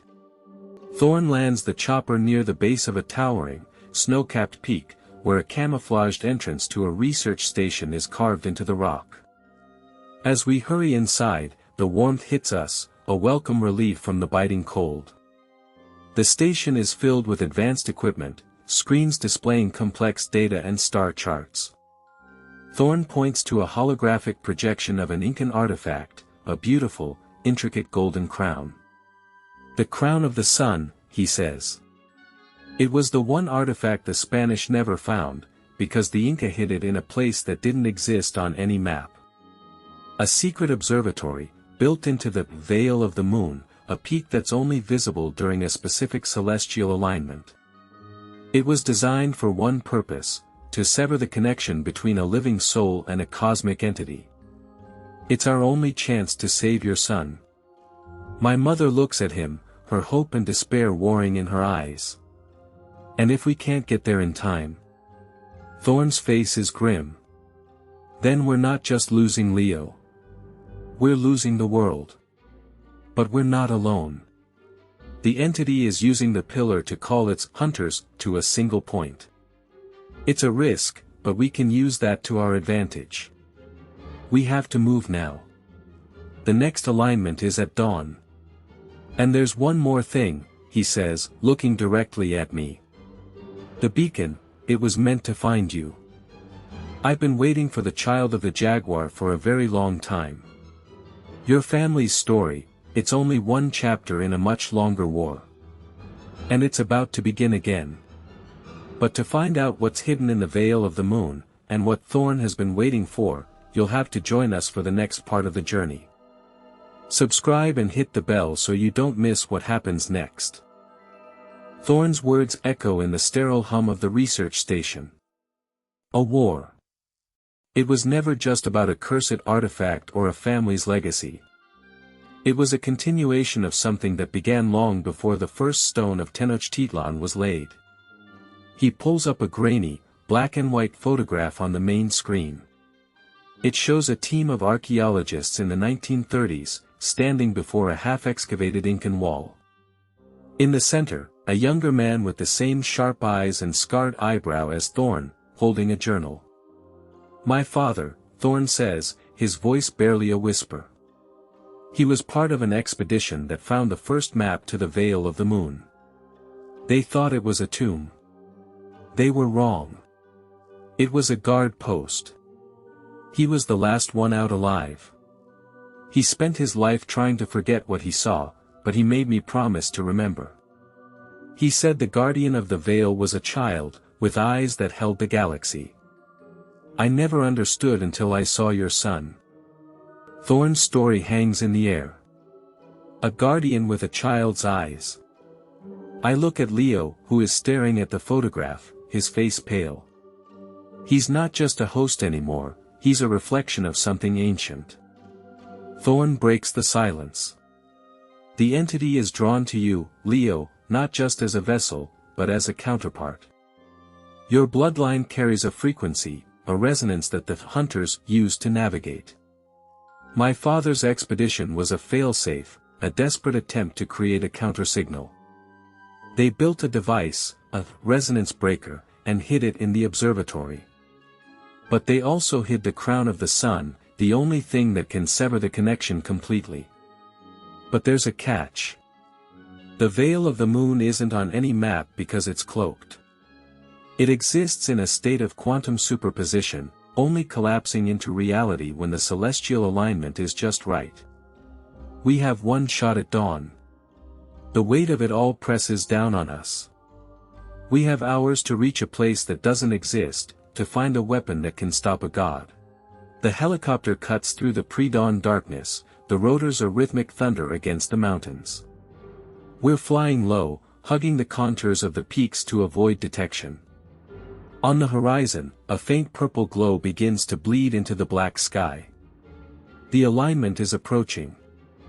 Maya is in the co-pilot's seat, her eyes glued to a tablet displaying a complex astronomical chart. The veil is a gravitational anomaly, she says, reading from the data. It's not a fixed point. It's a probability field. The alignment is what collapses the probability to 100%. Thorn nods. And that's when we'll find the entrance. But so will it. He gestures to the rear of the helicopter. Kale is at the window, staring into the darkness. The dark Leo, it's not just following us. It's learning. Every time it gets close, it adapts. It knows our patterns now. As he speaks, the helicopter's instruments begin to flicker. A cold, black mist starts to form on the windows, seeping through the seals. It's here, Leo whispers, his eyes wide. Chaos erupts. The black mist solidifies into tendrils that lash out, trying to wrap around the controls. Thorn wrestles with the joystick, fighting the entity's influence. Hold on, he yells. The helicopter lurches violently. I grab Leo, pulling him close. His body is cold, and his eyes are glowing with that unsettling black light. It's trying to force me to land it, he grunts, his voice strained. It wants us to crash. Maya, using her tablet, starts projecting a high-frequency sound wave. The tendrils recoil, hissing like acid on stone. The helicopter stabilizes, but just for a moment. That won't hold it for long. Thorn shouts. We need to get to the ground now. Below us, I spot a sliver of green, a hidden valley, untouched by ice, cradled between two massive peaks. There. I point. Thorn banks the helicopter hard, diving towards the valley. As we descend, I see it, an ancient Inca road, impossibly well preserved, winding through the valley floor. It's not just a road. It's a conduit. I can feel the energy radiating from it. We land hard on the ancient stones, the helicopter skids throwing up dirt and grass. The moment we're out, the black mist retreats, dissipating into the air as if it's been burned by the valley's purity. The road is protecting us, Thorn says, catching his breath. It's a dead zone for the entity. The Inca built it as a sanctuary. We stand on the road, and I feel it, a deep, resonant hum beneath my feet. It's not just a path, it's a living thing, a circuit board for the Earth's energy. Leo walks a few steps ahead, his face calm for the first time in days. The crown is at the end of this road, he says, his voice distant. I can feel it. It's singing. Thorn looks at me, a strange mix of hope and sorrow in his eyes. Your son is more connected than I thought. The road is a test. It will only reveal the observatory to those who are pure of heart. The dark Leo can't follow, but it will wait for us to leave. He pauses, looking at the ancient stones. My father's journal, it said the guardian of this road would be a child of the jaguar. He thought it was a metaphor. I see now it was literal. We follow the road as it ascends towards a sheer cliff face. As we approach, the stone wall shimmers, and an entrance, perfectly hidden in the rock, becomes visible. It's a doorway of impossible geometry, its edges seeming to bend light. This is it. The Veil of the Moon. Thorn stops us before we enter. Inside, the entity will be weaker, but so will our technology. We'll have to rely on instinct and the ancient knowledge. He looks at me. There's something you need to know. My father didn't just find the map. He found the reason the hunters are here. It wasn't a random event. They were called. And the call didn't come from the stars, it came from our world. A signal that was sent centuries ago, by a civilization that wanted to escape its own destruction. The hunters are not the invaders. They're the response. The revelation is staggering. The Aztecs, the Maya, the Inca, they weren't victims. They were architects of their own doom, or maybe, their own salvation. And our family, we are the final echo of that call. As he speaks, a figure emerges from the shadows of the doorway. It's not the dark Leo.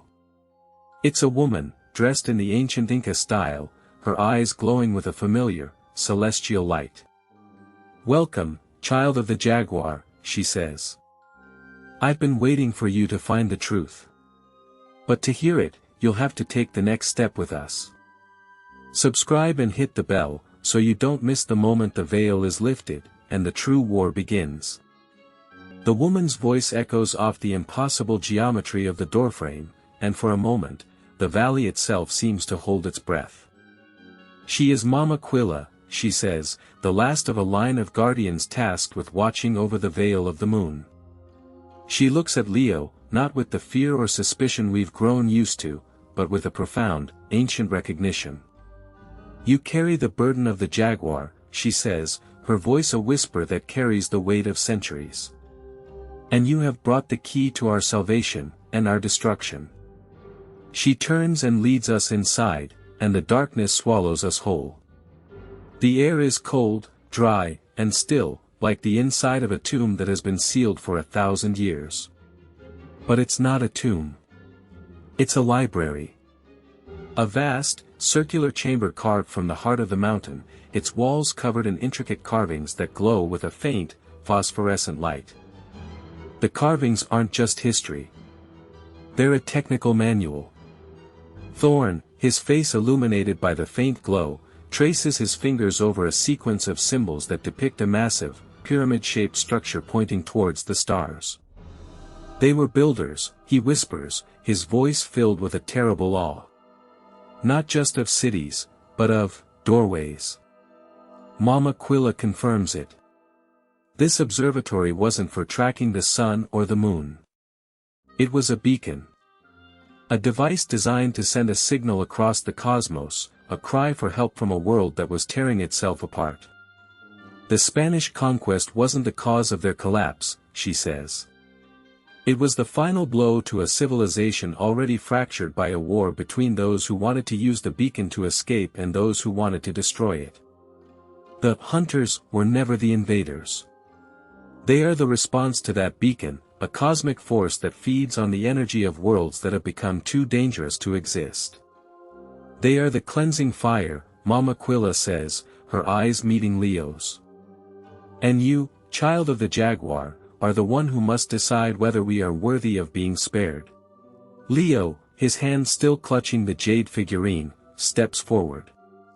If the crown can sever my connection, maybe it can also send a new signal. One to call them off. Mama Quilla shakes her head. The crown is not a tool for communication. It is a tool for control. It was forged from the same celestial material as the hunters themselves, a fragment of their power, bound to the will of a mortal ruler. It can command them, but only if the wearer's will is strong enough to dominate theirs.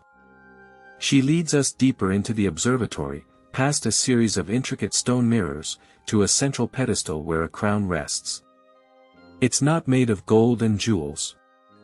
It's a band of dark, obsidian-like stone, shot through with veins of shimmering, iridescent light. It looks alive. To wear the crown is to become the hunter's master, she says. But to command them, you must first survive their full, undivided attention. The Dark Leo is the first wave. If you put on the crown, the real one will come for you. Before anyone can react, the ground shakes. A violent tremor rocks the observatory, and a shower of dust and small stones falls from the ceiling. A sound, like 1,000 screaming voices, echoes through the entrance. It's the Dark Leo. It has found a way in. It's too strong, Kale shouts, drawing his weapon, but the shadowy figure is already upon us, a formless mass of black energy that solidifies into a horrifying version of Leo, his eyes burning with cold, celestial fire. It doesn't attack us. It moves straight for the crown. Thorn yells, "Leo, no. It will consume you." But Leo is already moving. He darts forward, his hand closing around the crown. The moment he touches it, a blinding light erupts from the artifact, enveloping his entire body. The Dark Leo screams, a sound of pure, unadulterated rage, and lunges at him, merging with the light. For a moment, the two forms become one, a swirling vortex of light and shadow. Then, silence. When the light fades, Leo is on his knees, breathing heavily. The crown is on his head, and he looks different. Older. Wiser. But there's a new, unsettling calm in his eyes. The Dark Leo is gone. It's done, he says, his voice barely a whisper. I severed the connection. Maya rushes to him, but he holds up a hand. But it wasn't him, he says, looking at Thorn. It was never just him. He was a fragment. A piece of a much larger will. And when I severed the connection, I didn't just cut him off. I sent a signal. A challenge. He looks up, and through the opening in the observatory ceiling, we can see the night sky. But the stars are not right. They are shifting, swirling, and converging into a single, terrifying point of light. The hunters are not just coming, Leo says, his voice filled with dread. They are here. All of them. And they are not happy. We stumble out of the observatory, the ancient road now a lifeline, but the sky above is a maelstrom of churning darkness. The hunters are not a swarm of individual creatures, they are a single, vast, malevolent intelligence, and we have just poked it with a stick. The ground trembles, and the energy conduit of the ancient Inca road begins to pulse with a furious, blinding light. It's overloading. The road is trying to contain them, Thorn yells, but it can't hold for long. We run, our lungs burning, as the world seems to end behind us. The light of the conduit explodes, throwing us forward into a chasm. We land in a heap at the bottom, bruised but alive. Above us, the sky is clear. The hunters are gone. But we know it's only temporary. They are not defeated. They are merely waiting for the next opening. And we have lost our only weapon. The crown is gone, buried in the collapse. So what now? What do you do when you've lost the only key that could unlock the cage of the apocalypse? You find another. And there's only one place left to look. But that, my friends, is a story for another time. If you want to know what lies in the lost city of the sun, and what dark secret it holds for our family, you'll have to follow us. Subscribe and hit the bell. The true war is just beginning. The air is thick with dust and the smell of ozone. We're at the bottom of a chasm that shouldn't exist, surrounded by the shattered remnants of the Inca road. The sky above is unervingly clear, a stark contrast to the maelstrom of darkness we just escaped. But the silence is the worst part. It's a heavy, oppressive silence that feels like the world is holding its breath. Leo is staring at his hands, turning them over as if he's seeing them for the first time. The crown is gone, Maya whispers, her voice trembling, not from fear, but from the weight of what we've lost. Thorn is already on his feet, scanning the rock walls. No, he says, his voice grim. It's not gone. It's been taken. He points to a set of markings on the stone, glyphs that are neither Inca nor Maya. They are older, far older. We are not alone down here. A cold dread settles in my stomach as I realize the true hunt has only just begun. The glyphs lead us to a hidden passage, carved into the living rock. It descends for what feels like hours, the air growing colder and damper with every step. We finally emerge into a vast, open space that steals the breath from my lungs. It's an underground city, but not one built by the Inca. This is something far older, a metropolis of cyclopean stone blocks, shrouded in a perpetual twilight from bioluminescent moss. It's a sanctuary, a refuge built by a civilization that fled from something terrible. This is where they ran, Thorn says, his voice echoing in the immense silence. This is where the last remnants of my ancestors hid from the hunters. Kale, for the first time since we met him, looks genuinely afraid. They didn't hide, he says, pointing to a massive mural on the central pyramid. They built a trap. The mural depicts the hunters being drawn into this very city, only to be sealed away. It's a prison. And we've just walked into the middle of it. The mural doesn't just show a trap. It tells a story.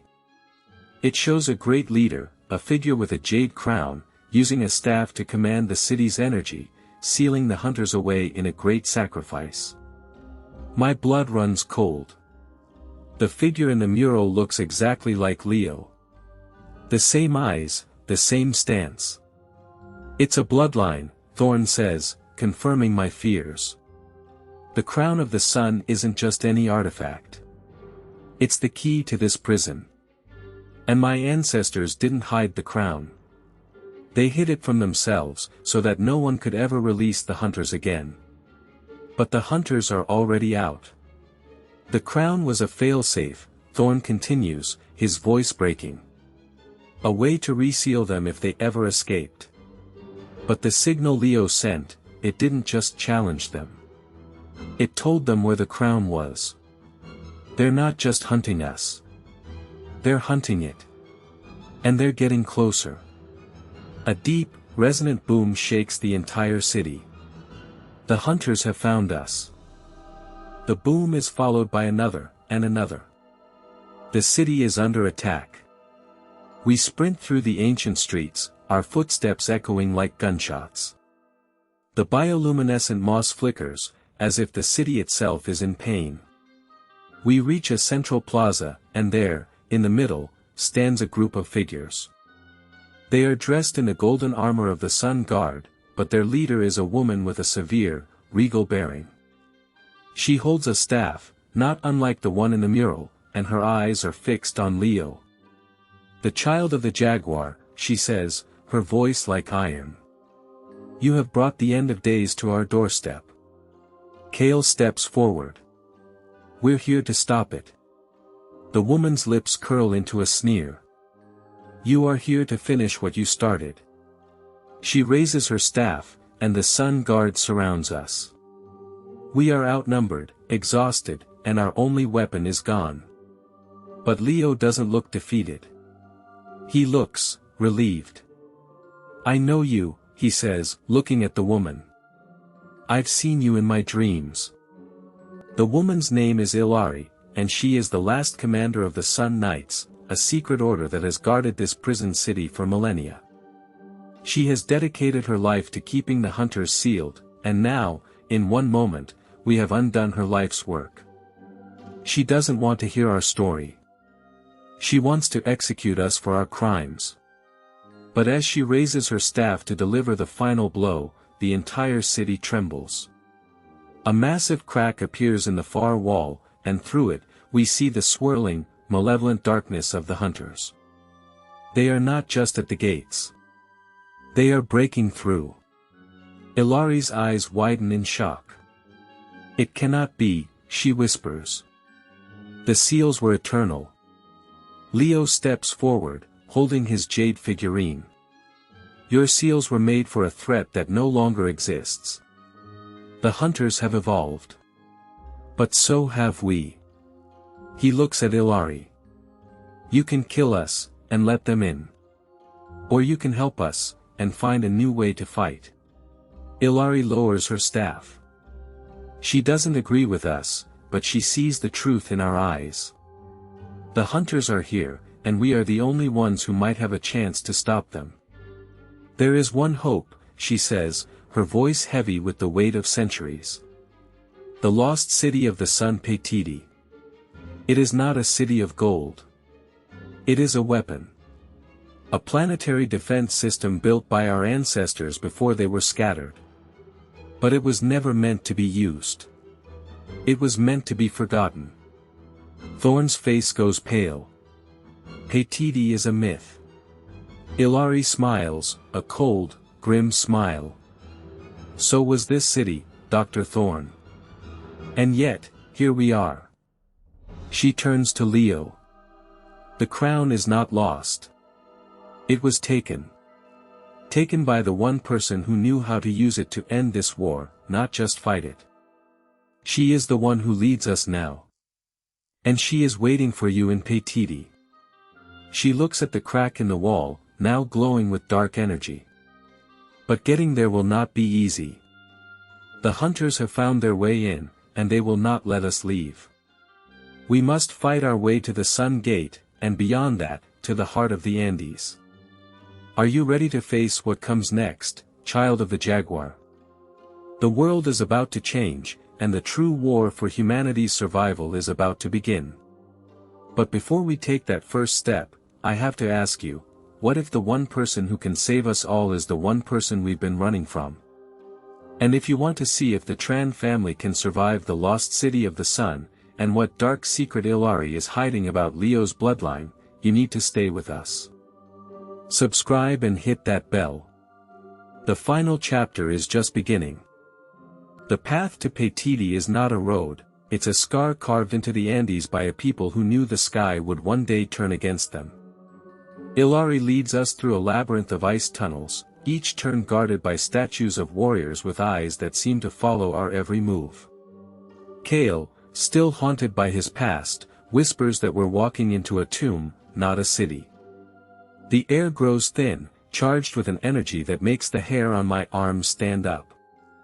We emerge onto a plateau, and there it is, Paititi. Not a city of gold, but a city of stone and obsidian, built into the mountain itself, its architecture a fusion of Inca and something far older, far more alien. Massive circular structures rise like telescopes aimed at the heavens. Thorn's breath catches. My God, he says, it's not a city. It's a focusing lens. The silence is broken by a low hum that vibrates through the ground, a sound of immense power waiting to be unleashed. The question is no longer if we can activate it, but if we can do it before the hunters tear this world apart. Inside Paititi, the architecture is a symphony of impossible engineering.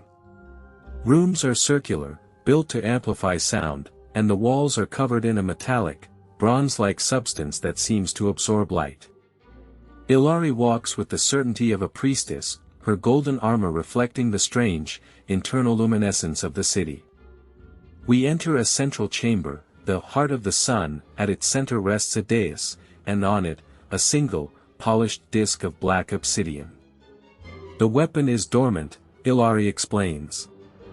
It requires a catalyst, a soul that has touched the realm of the hunters, to ignite its core. She looks directly at Leo. Your connection to the between place, to Dark Leo, makes you the key. You are not just a descendant of the jaguar, you are a bridge between worlds. The weapon will use that bridge to channel the sun's energy and scorch our enemies from the sky. Leo's face is pale. He's a kid from a city far away, now standing at the heart of a war he never asked for. But he steps forward. What do I have to do? The weight of his question hangs in the air, as heavy as the mountain itself. The ritual is not a simple act, it's a violation. Leo lies on the obsidian disc, his hands bound by cords woven from the feathers of a condor. Ilari begins a chant, a low guttural sound that seems to pull at the very stones around us. The disc begins to heat, not with fire, but with a cold, white energy. Leo screams. It's not a scream of pain, but of something being torn from him. The air shimmers, and we see it, the spirit of the black jaguar, no longer a guide, but a force being extracted from his body, pulled into the city's core. The walls of the chamber flicker, and for a moment, we see through them, into a sky filled with the swirling, malevolent forms of the hunters. They are converging on our position. It's working. Maya shouts, her voice drowned out by the rising hum. But Thorn sees it first. A dark crack forms on the obsidian disc, spreading like a spiderweb. The strain is too much, he yells. It's using his connection to Dark Leo to break through. The hum becomes a roar, and the ground shakes violently. We are not just activating a weapon, we are opening a door for the very thing we are trying to destroy. We're losing him. The cracks in the disc widen, and a tendril of pure blackness, like living shadow, lashes out from the city's core, striking Ilari. She is thrown back, her golden armor cracking.